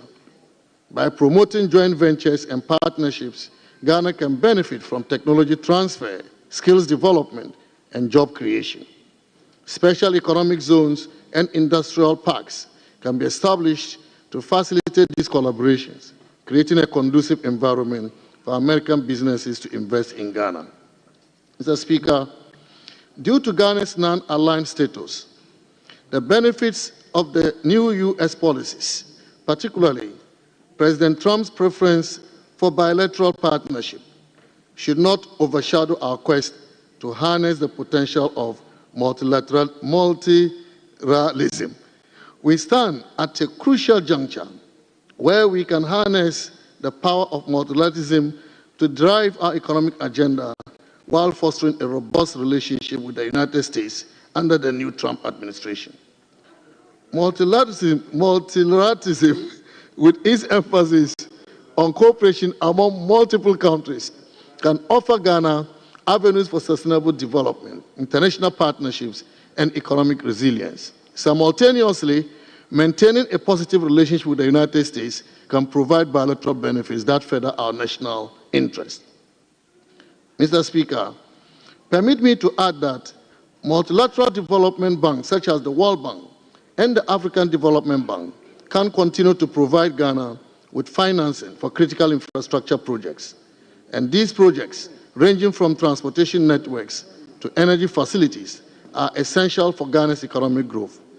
By securing funding and technical assistance from these institutions, Ghana can build the infrastructure needed to support our development agenda and attract further investment, including from the United States. Mr. Speaker, the new Trump administration's policies present numerous opportunities for Ghana to enhance our economic development. By strategically aligning with these policies, whilst embracing multilateral frameworks, Ghana can attract investment, boost trade, develop infrastructure, improve education, and promote tourism. It is crucial for Ghana to actively engage with the United States, leverage its strengths, and build partnerships that drive sustainable economic growth and prosperity. By maintaining a balanced approach that combines multilateral engagements with strong bilateral relations, Ghana can navigate the complexities of international diplomacy and achieve our development objectives. This strategy will enable our country to benefit from the collective strength of multilateral cooperation whilst reaping the rewards of a positive and productive relations with the United States. Mr. Speaker, let me conclude by drawing attention to key strategic interventions Ghana needs to adopt to position ourselves to withstand the effects of President Trump's policies. Number one, to mitigate the impact of potential trade disruptions, Ghana should expand market access by seeking new trade agreements and partnerships with other regions, such as the European Union, Asia, Middle East, and Africa, and also promote export sectors by investing in and promoting sectors with high export potential, such as agriculture, textiles, and technology. Number two, to reduce dependence on international aid and imports and to fortify our economic resilience, the government must support local industries to encourage their growth, fostering self-reliance and job creation. The government should also continue to invest in critical infrastructure to support efficient production and distribution of goods. Number three, Ghana should explore diverse funding avenues to replace potential shortfalls from the United States by promoting foreign direct investment through the creation of a favorable investment climate, focusing on sectors with high growth potential. The government should engage with international financial institutions, fostering public-private partnerships and tapping into diaspora bonds, which can provide the necessary capital to sustain growth initiatives in healthcare, education, and infrastructure. 4, building strong diplomatic relationships can help counterbalance the adverse effects of U.S. policies. For example, Ghana's continuous active engagement in the African Union, the United Nations, and other multilateral organizations can elevate Ghana's global standing. There is also the need to continue to forge alliances with countries that share similar development goals to facilitate collaborative efforts in addressing common challenges like climate change, debt distress, and poverty alleviation. Finally, to address security concerns exacerbated by U.S. policies, Ghana should enhance regional cooperation by collaborating with neighboring countries and regional bodies to improve intelligence sharing and ensure that we have enhanced border security. Government must also invest in human security by focusing on education, healthcare, and social services to create a stable society that is less susceptible to extremist influences. I thank you, Mr. Speaker, for the opportunity to make this statement. Thank you very much, Honorable Amin Adam. I will now call upon Honorable Nana Ose Adjei. Thank you very much, Mr. Speaker, for the opportunity to speak on the impact of USAID shutdown on Ghana's economy. Mr. Speaker, I am very grateful for the opportunity given me to make a brief statement on the impact of USAID shutdown on Ghana's economy. The United States Agency for International Development is primarily responsible for administering civilian foreign aid. Responding to former President Barack Obama's pledge in his 2013 State of the Nation's address to join with other allies to eradicate extreme poverty in the next 2 decades, USAID adopted its mission statement to partner to end extreme poverty and promote resilient democratic societies while advancing the security and prosperity of the United States and beyond. USAID operates in Africa, Asia, Latin America, the Middle East, and Eastern Europe. Right Honorable Speaker, permit me to list some of the interventions USAID has made in Ghana for the past years in a number of areas such as health, agriculture, education, and governance. In terms of agriculture, through its Feed the Future initiative, USAID has supported smallholder farmers, especially in northern Ghana, where poverty and more nutrition are prevalent. The program has increased food production, improved market access, and built resilience among farmers. Without this support, many will struggle to sustain their livelihoods. Beyond agriculture, USAID has made instrumental in strengthening Ghana's democracy, rights, and governance.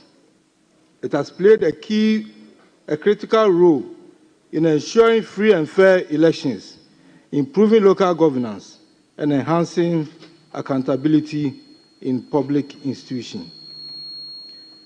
With the Donald Trump administration sounding war drums on the shutdown of the operations of USAID worldwide, opinions have varied, with some expressing little surprise at the turn of events. The cut in the funding will affect the U.S. President's emergency plan for AIDS relief, PEPFAR, which provides vital HIV prevention, care, and treatment services. A decrease in development assistance could severely disrupt vital initiatives, which are essential in addressing Ghana's public health challenges. PEPFAR, which operates largely through USAID, provides antiretroviral treatment to thousands of Ghanaians living with HIV/AIDS. If these funds disappear, countless people could lose access to essential health care, reversing years of progress in disease control. USAID has been a lifeline in fighting malaria, improving medical health, and funding life-saving vaccines. Mr. Speaker, permit me to say again that USAID shutdown would likely have a negative impact on Ghana's economy, potentially leading to decreased investment in critical infrastructure and many more, not to leave out the many NGOs that rely on USAID for support. In view of this, I call on all stakeholders, including us, members of Parliament, as leaders, to take a critical look at this issue. Mr. Speaker, in Nigeria, in response to this directive from the government of the US, the Nigerian government, through the Federal Executive Council, approved 1.7 billion for healthcare reforms and 4.8 billion for HIV treatment. Like the Nigerian government response, other African nations should seize this moment to look inward and begin the journey toward self-sufficiency in critical sectors. Mr. Speaker, during the commissioning of the National Vaccine Institute in Ghana by His Excellency Nana Addo Dankwa Akufo-Addo, the former President of the Republic of Ghana, on Wednesday, 10th May 2023, he highlighted his government's determination to ensure that Ghana is never again a victim or pawn of the international vaccine order. The National Vaccine Institute is thus expected to operationalize government's vision of securing the much-needed vaccines through domestic vaccine development and manufacturing in short, medium, and long-term phases. The Institute was given a seed money to coordinate and facilitate the capacity of domestic pharmaceutical companies to fill, finish, and package mRNA, COVID-19, malaria, and tuberculosis vaccines. Nana Addo Dankwa Akufo-Addo went on to explain that vaccine nationalism played out by the developed world during the COVID-19 pandemic was a wake-up call for Ghana to take its own destiny into its own hands. As if he knew that this will spring up again in the foreseeable future. Thanks to the former president for this foresight. Mr. Speaker, while Ghana and Africa, while Ghana and Africa still has a long way to go, timely and decisive leadership could set the continent on the right path, reducing years of overdependence on the US and other foreign donors. Mr. Speaker, it has always been said by renowned scholars and leadership consultants that no country can build a sustainable future by relying solely on foreign aid. Ghana must take proactive steps to secure its progress and reduce its dependence on external support. One critical step is domestic resource mobilization. The government must strengthen tax collection, close loopholes, and reduce losses to ensure that essential programs such as healthcare, education, and infrastructure are funded from within. Additionally, public-private partnership must be expanded. Encouraging businesses to invest in key sectors like healthcare and education will ease the burden on government spending. When the private sector is engaged, development becomes more sustainable. Beyond this, Ghana must diversify its partnership. Finally, Mr. Speaker, while the US has been a key ally, it is essential to engage strategically with other players like the European Union, the African Development Bank, and emerging global economies. This will ensure continuous support whilst reducing dependency on any single donor. Thank you very much, Mr. Speaker, for this opportunity. The good people of New Jabanov are grateful. Thank you. Yeah. Thank you very much. I will open the floor and take comment subject to Order 93.5. Honorable Deputy Majority Whip.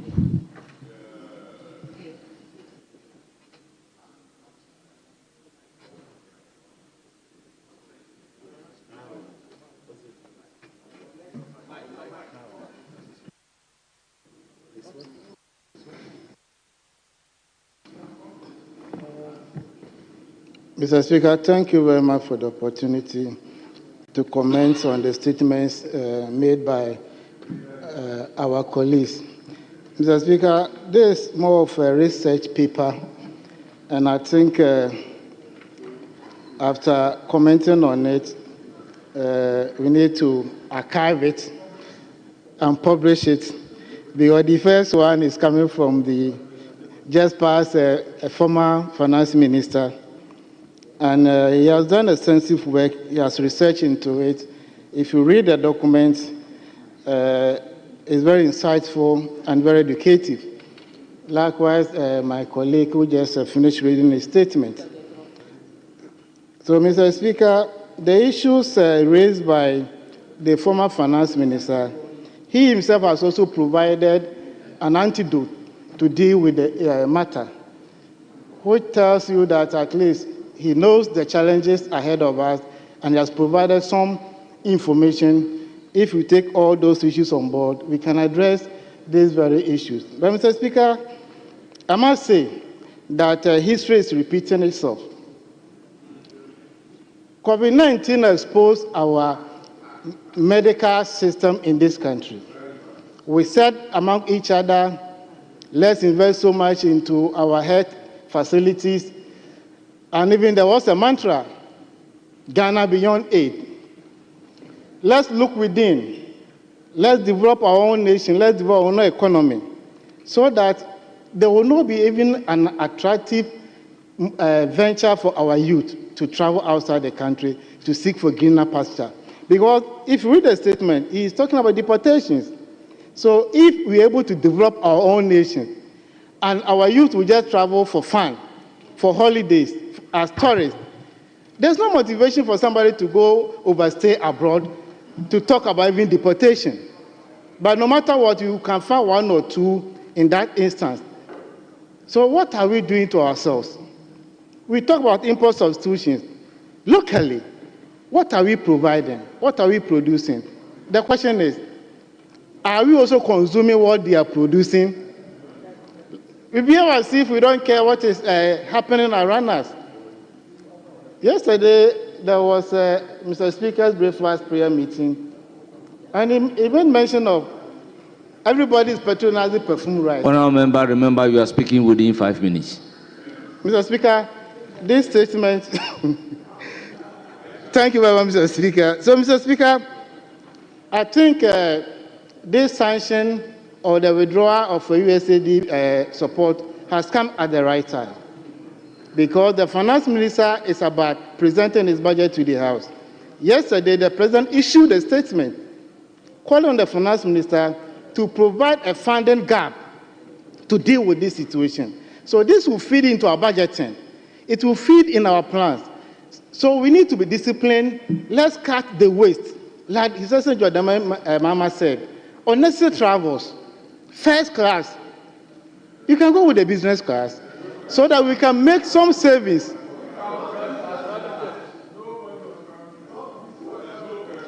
Mr. Speaker, so if we are not disciplined, if we are not able to cut expenditure, because in the statement, he talked about revenue mobilization. How do you raise enough revenue and increase your expenditure? Honourable member, conclude. Mr. Speaker, I will conclude by saying, just a few months ago, our colleagues were attacking us to approve about $300 million tax exemptions. So if you raise revenue, on the other hand, you give freebies to other people, how do you get enough revenue to deal with such a situation? So we need to be disciplined. I'm talking about fiscal discipline, so that by the end of the day, we get enough revenue in the kitty to deal with such unforeseen shocks, unforeseen contingencies. We cannot be speaking to matters like this and go to sleep. We need to put in place measures to address them. I thank you very much for the opportunity. Thank you very much. Honourable Patrick Yaboma, you have the floor. Thank you very much, Mr. Speaker. 5 minutes. Mr. Speaker, let me put on record that nobody travels first class in this chamber. So when you are speaking, you are sending messages out there for them to attack you again. Because apart from Emirates Airlines, no aircraft or airline has first class services in Ghana. Actually, you have to be very careful, Honorable Achampo. Mr. Speaker, I'm going to mention 5 things that will affect some of President Trump's executive orders and its effects on Ghana and Africa as a whole. One is the suspension of foreign assistance, this foreign assistance program, which the president, I believe, promptly directed the finance minister to look for the funding gap for the 156 million USD that the US aid was providing to Ghana. That's my calculation here is about 2.4 billion Ghana cedis. So, Speaker, is going to be a challenge. Secondly, is the external revenue service. There's going to be some tax calculation distortions that will hit Africa because of remittances and other issues that will come our way, Mr. Speaker. Thirdly, is a withdrawal from the Paris Agreement. Mr. Speaker, United States alone contributes 14% of the world's carbon emissions after China. And it's an issue that we must look at critically, especially where we've created supporting, the Ministry of Energy is now supported by, it's known as the Ministry for Energy and Green Transition, or Energy Transition, Mr. Speaker, where we are seeking to trade in carbon under that program within the Paris Agreement. Mr. Speaker, fourthly, is a withdrawal of the United States support from the World Health Organization, which is going to affect Africa and Ghana. The U.S. contributes $1.24 billion to the World Health Organization, and those programs are partly funded or has far-reaching implications on our health delivery system, Mr. Speaker. Last but not the least, Mr. Speaker, is the National Energy Emergency Program. The U.S. is now going to explore more oil and gas, and that will, in effect, drive down the prices of oil and gas globally. Mr. Speaker, Ghana is a net importer of petroleum products, finished products. We produce only 120,000 barrels of crude oil a day. That is chicken change compared to the over 1.4 million barrels that the Nigerians produce. So if the little that we are producing, U.S. is going to increase their production levels and it will drive down prices, we are not going to gain the kind of money or revenues that we are seeking to derive from. And that will also create a funding gap in our budget. So we expect to hear some of these interventions from the minister's budget come the end of March, Mr. Speaker. Mr. Speaker, our colleague spoke about 1D, 1F programs and the fact that we must look into import substitution, Mr. Speaker. Mr. Speaker, it's a call in the right direction.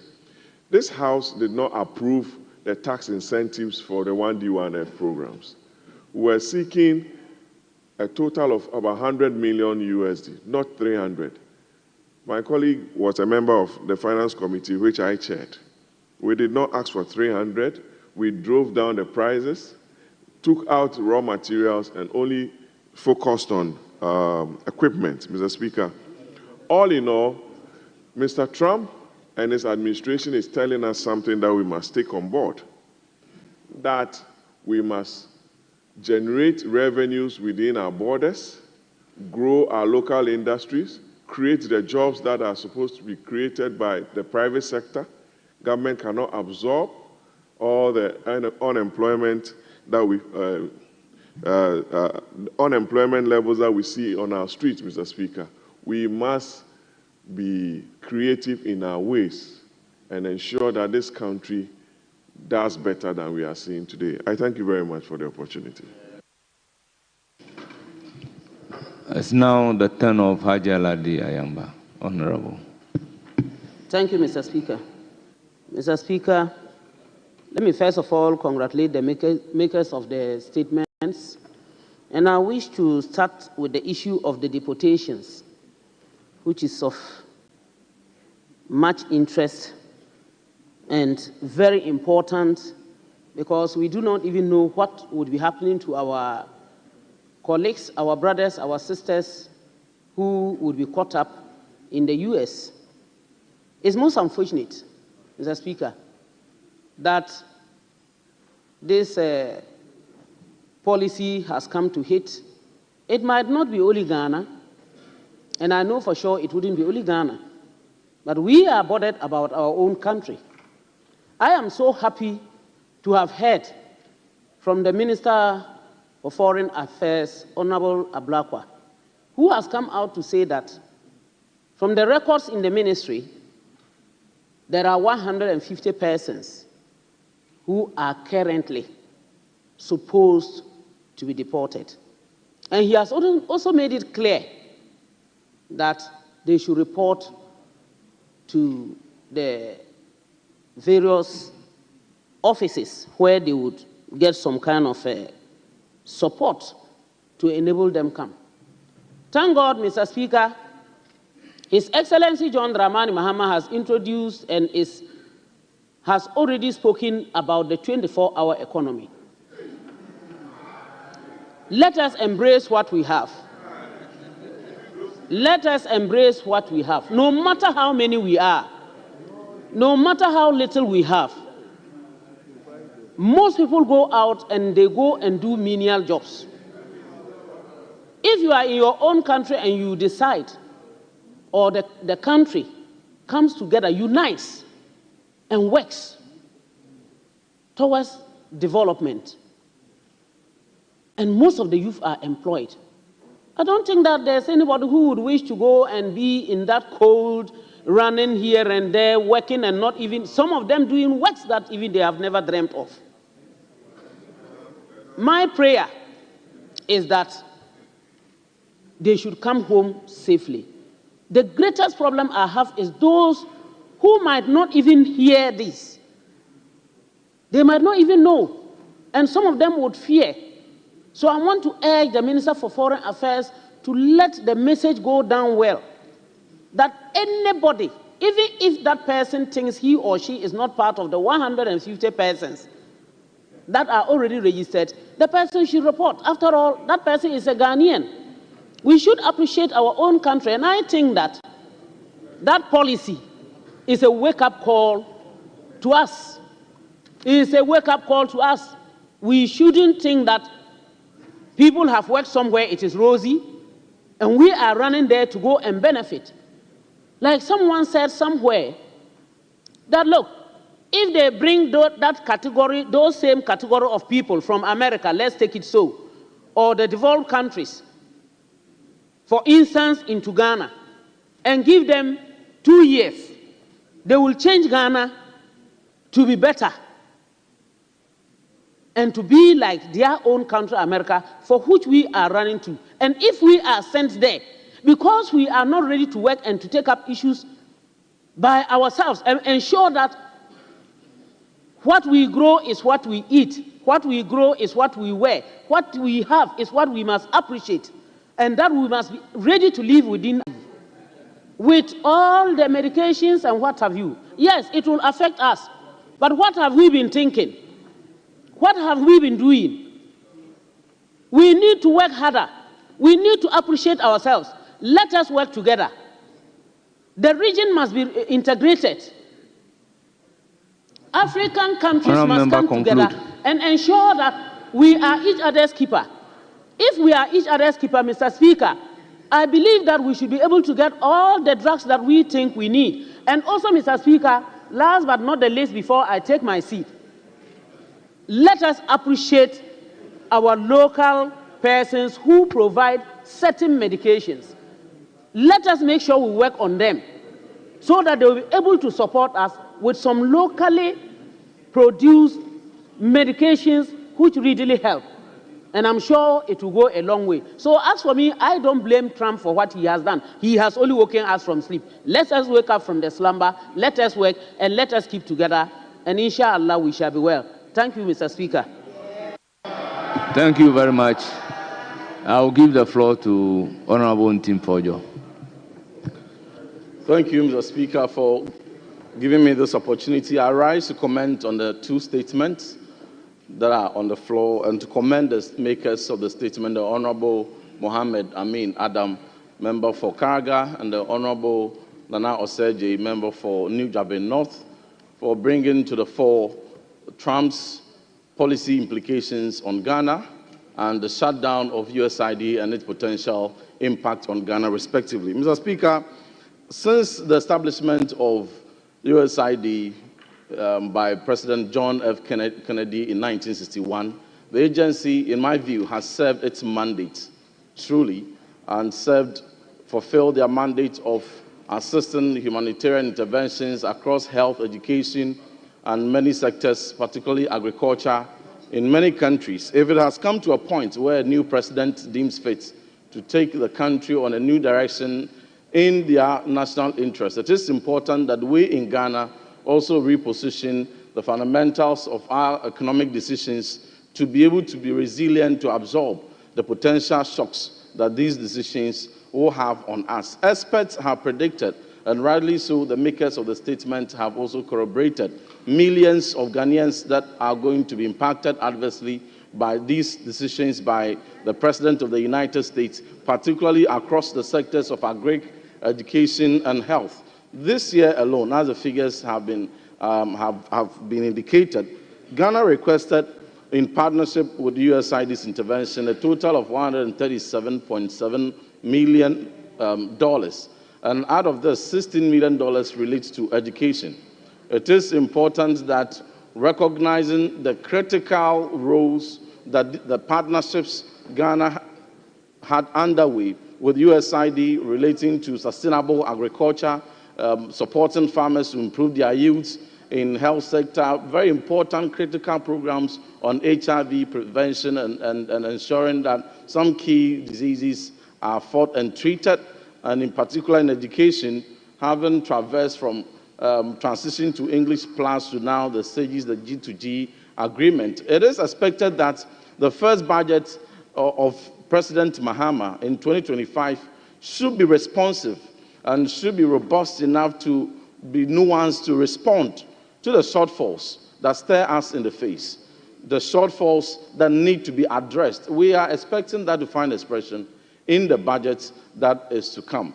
Particularly on health, in the year 2015, one daily grade reading assessment indicated that in P2 learners across the country, only 2% of them could read at grade level.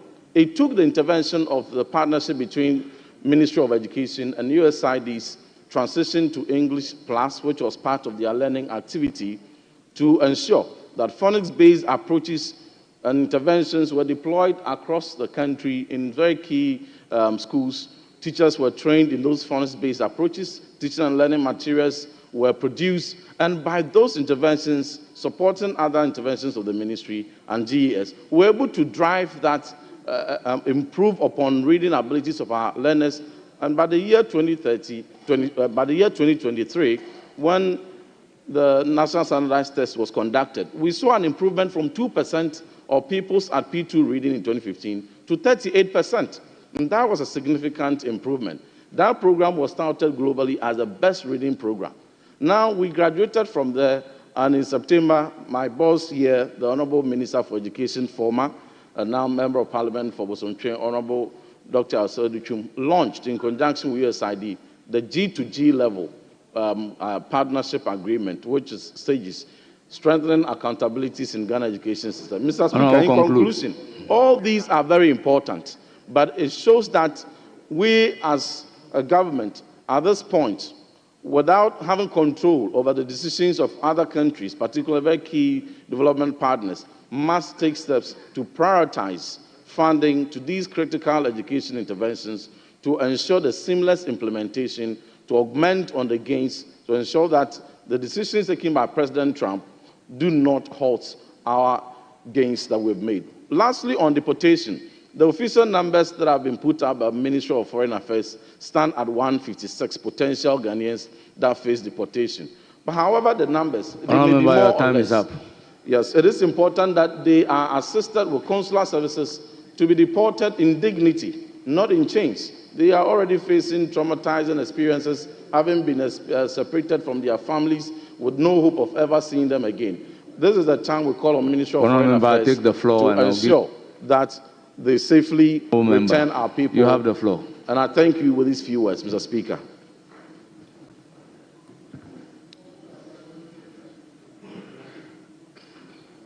Thank you for the opportunity, Mr. Speaker.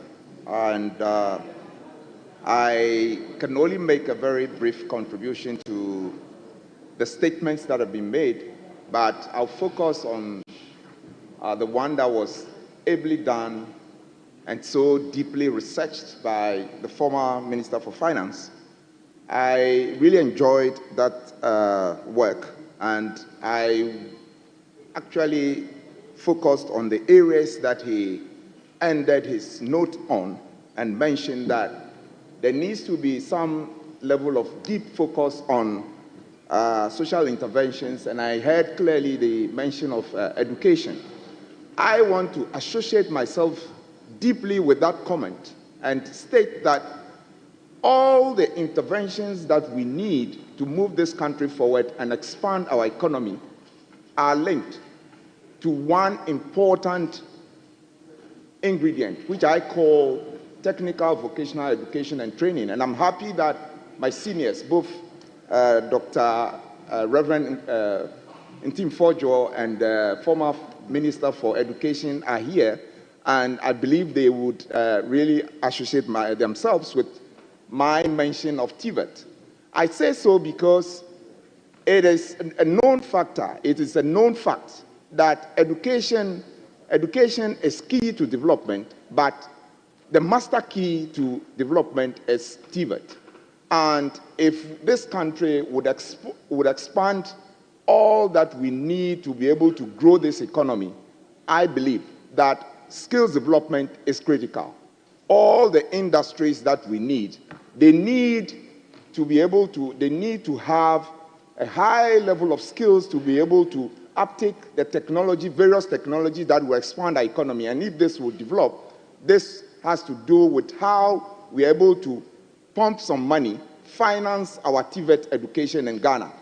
This is a very good and pragmatic way of improving upon our export development. And that is why the mention, one key policy that has found great expression in the NDC manifesto, which is being implemented now, the 24-hour economy policy, the mention of the 24-hour economy, the export development drive, the improvement,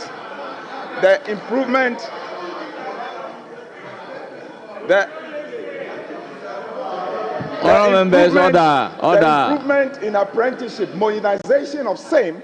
These are critical ingredients that I believe that if we pursue this and put some more funding in these, that they do not suffer, this country would improve economically. This country would have the necessary impetus to export and get the necessary foreign exchange that will drive the economy. I thank you for the opportunity, Mr. Speaker. Now, leadership.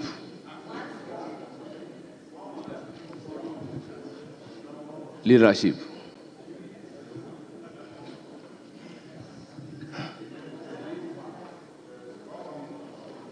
Mr. Speaker, I'm yielding to Honorable. Honorable, you have the floor. 5 minutes.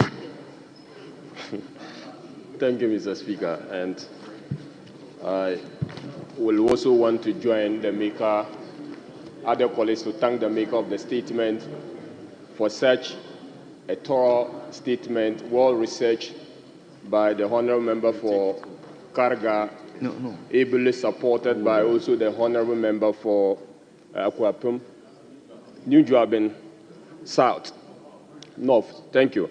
Mr. Speaker, I would focus on the gap and the implication of that gap on government fiscals.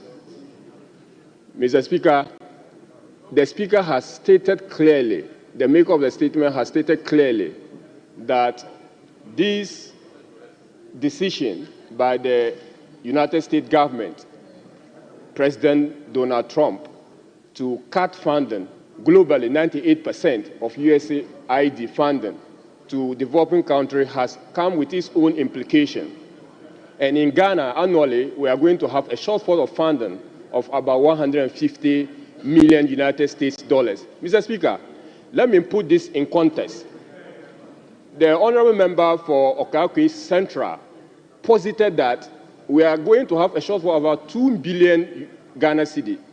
This is equivalent. In fact, it is falling short of the amount we earn from e-levy. In other words, government will need a revenue handle like the e-levy or similar method or similar handle to replace the funding gap. Mr. Speaker, the 2 billion shortfall will have to come on the back of the fact that government is already doing away with several revenue handles. And many youth programs, government programs, for instance, the youth empowerment program by the USAID is going to be cancelled. Agriculture program, like the support program for farmers in the north, is going to be cancelled.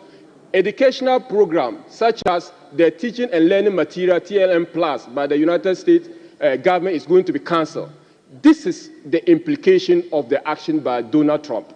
And this, we must note that is coming to bite the Ghanaian economy. We are going to face the reeling effect of that action. Mr. Speaker, what can be done to ameliorate this situation? The maker of the statement ably, competently, and brilliantly submitted the proposed solutions. And I will go with one of the measures he mentioned, multilateralism. Mr. Speaker, the maker of the statement has actually highlighted the fact that we can still have relations with our development or multilateral partners, such as the African Development Bank and the World Bank. Once we get this relationship ongoing, they can come in to fill in the 150 million funding gap that is being created due to the United States government policy decision to stop funding to developing countries. Mr. Speaker, last but not the least is the government's own measures to rake in... Honorable Achampo, are you on point of order?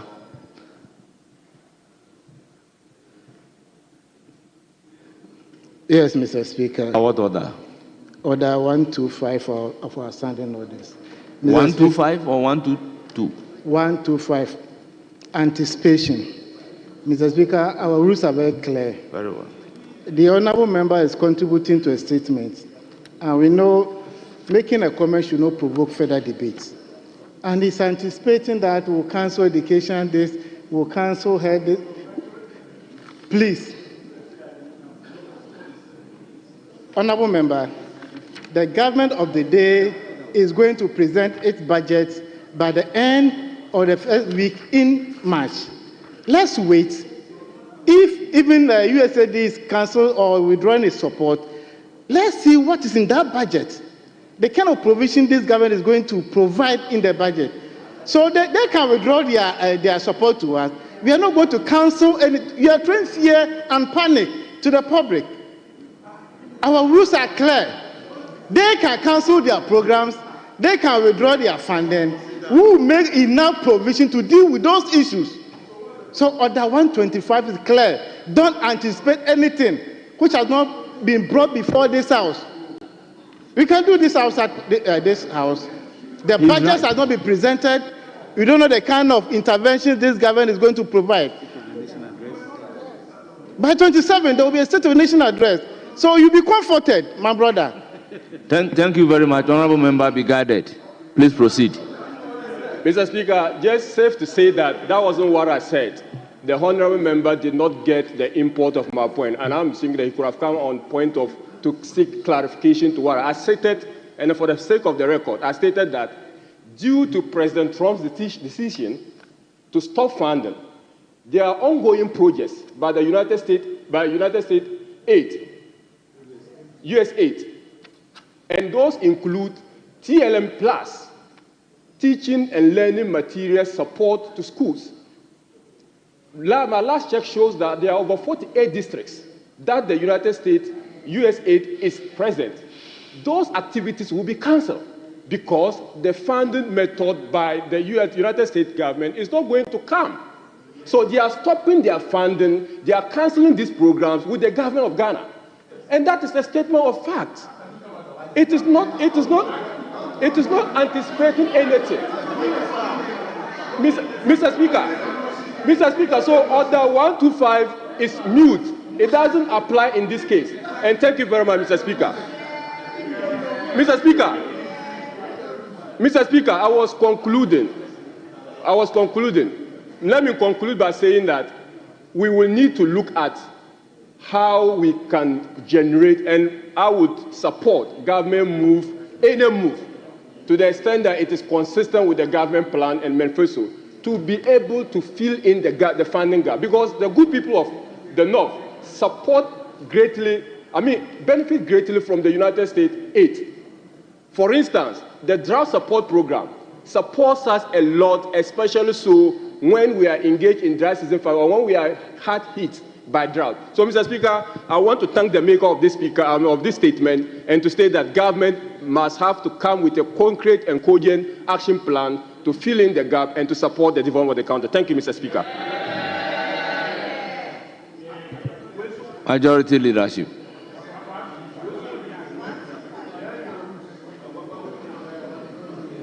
Thank you, Mr. Speaker. Mr. Speaker, I would like to add my voice in thanking the former finance minister and my brother, the MP for New Jabin North, I believe.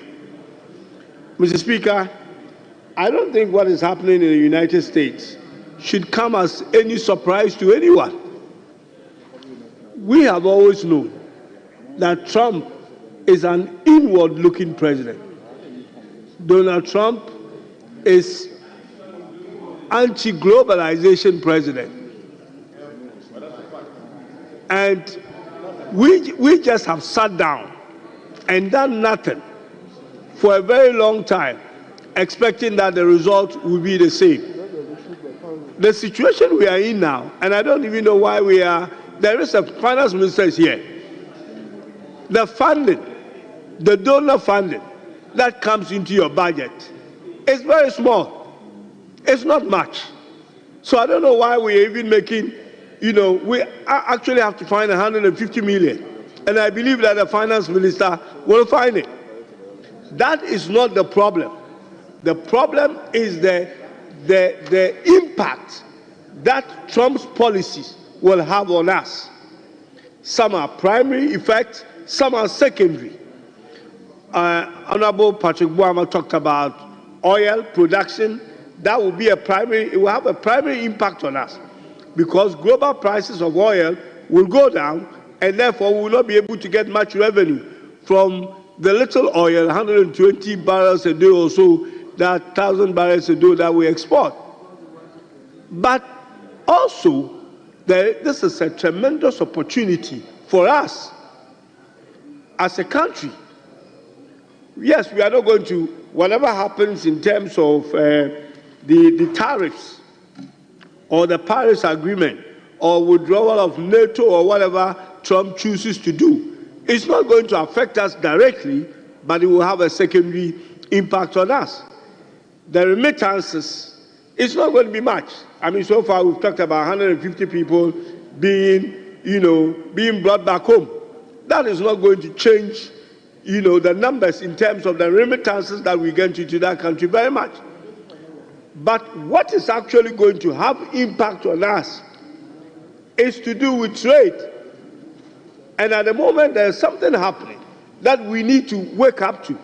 As Honorable Ladi said, this is actually a wake-up call for us. Because a lot of the money that comes into this country, there's 150 million that comes into the budget, and the other ones that goes to various departments and agencies that the Ministry of Finance most of the time don't even know about it. That turns out to be what they call internally generated fund. A lot of these monies are actually being misused. They are not used effectively. And some of the people crying as a result of these free monies, they call it, that comes in and get misused. What we should wake up to now is that because of the tariffs that especially Asian countries, China, are going to be paying, they are beginning to move their productions from Asia, from China, into other countries, especially Africa. A lot of African countries, Rwanda, are benefiting from this. We are here. The headquarters of the African Continental Free Trade sits here. And we are doing very little. So a lot of these companies are moving they are basically moving their machines from China and other places to relocate themselves to places where they will pay much lower tariffs. In Africa, we have various agreements with the United States to be able to send things there on low tariffs. A lot of cotton garment businesses are moving. If you go to East Africa at the moment, a lot of garment companies are moving from China to relocate to Rwanda and other places because of the low tariffs on things like AGOA and things that people are able to send. These are the things we need to look at. And I know you don't like to hear 24-hour economy, but 24-hour economy, 24-hour economy is going to be a vehicle. If Ghana, if this government target some of these companies that are Africa and encourage them with tax incentives and other incentives, some of them, the raw materials are here. That's why they are relocating. So if we can provide the raw materials, we can give them cheap labor, we can provide sufficient energy and efficient energy, and we can do all the things that will enable these companies to set up here, we can industrialize, or we will become the serious manufacturing economy that we should be. To be able to take advantage. So we should not just be crying of what is going to happen to us because we won't get $150 million to waste, or we won't get monies going into various departments and agencies, but we should look at the opportunities that this creates. As I said, Trump gave us a signal that Donald Trump is not a president that looks at things globally. Is an inward-looking president. You keep hearing America first, America first, and now Ghana is crying that Ghana is last. The man has told us already. So, Mr. Speaker, this is an opportunity for us as a wake-up call to look at things differently and inwardly. And as the president said, that he has charged the finance minister to find this gap, the 150 million or so that we need to find is not a big deal. The finance minister knows that the donor money that comes into our budget is infinitesimal, is very small, and should not shake anyone up. But it's a wake-up call for us to find ways of building our own economy. 8 years ago, we were told that Ghana beyond aid, and today Ghana still hasn't gone beyond aid. Those are the things we need to wake up to and try and address them. Mr. Speaker, with these few words, I thank you. Thank you very much. Honorable members, it's now 26 minutes after 6. Having regard to Standing Order 56-2, I proceed to adjourn the House till Thursday, 13 February 2025 at 12 noon.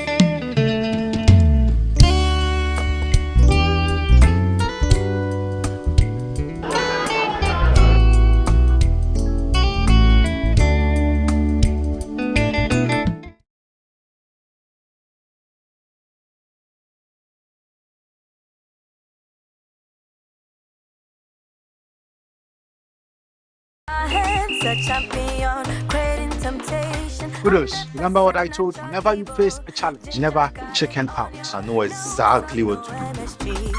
Just eat the chicken. No. That's my boy. When taste is your goal, use Kivo 100% natural 3-in-1 mix of ginger, garlic, and onion powder for steaming all your delicious meat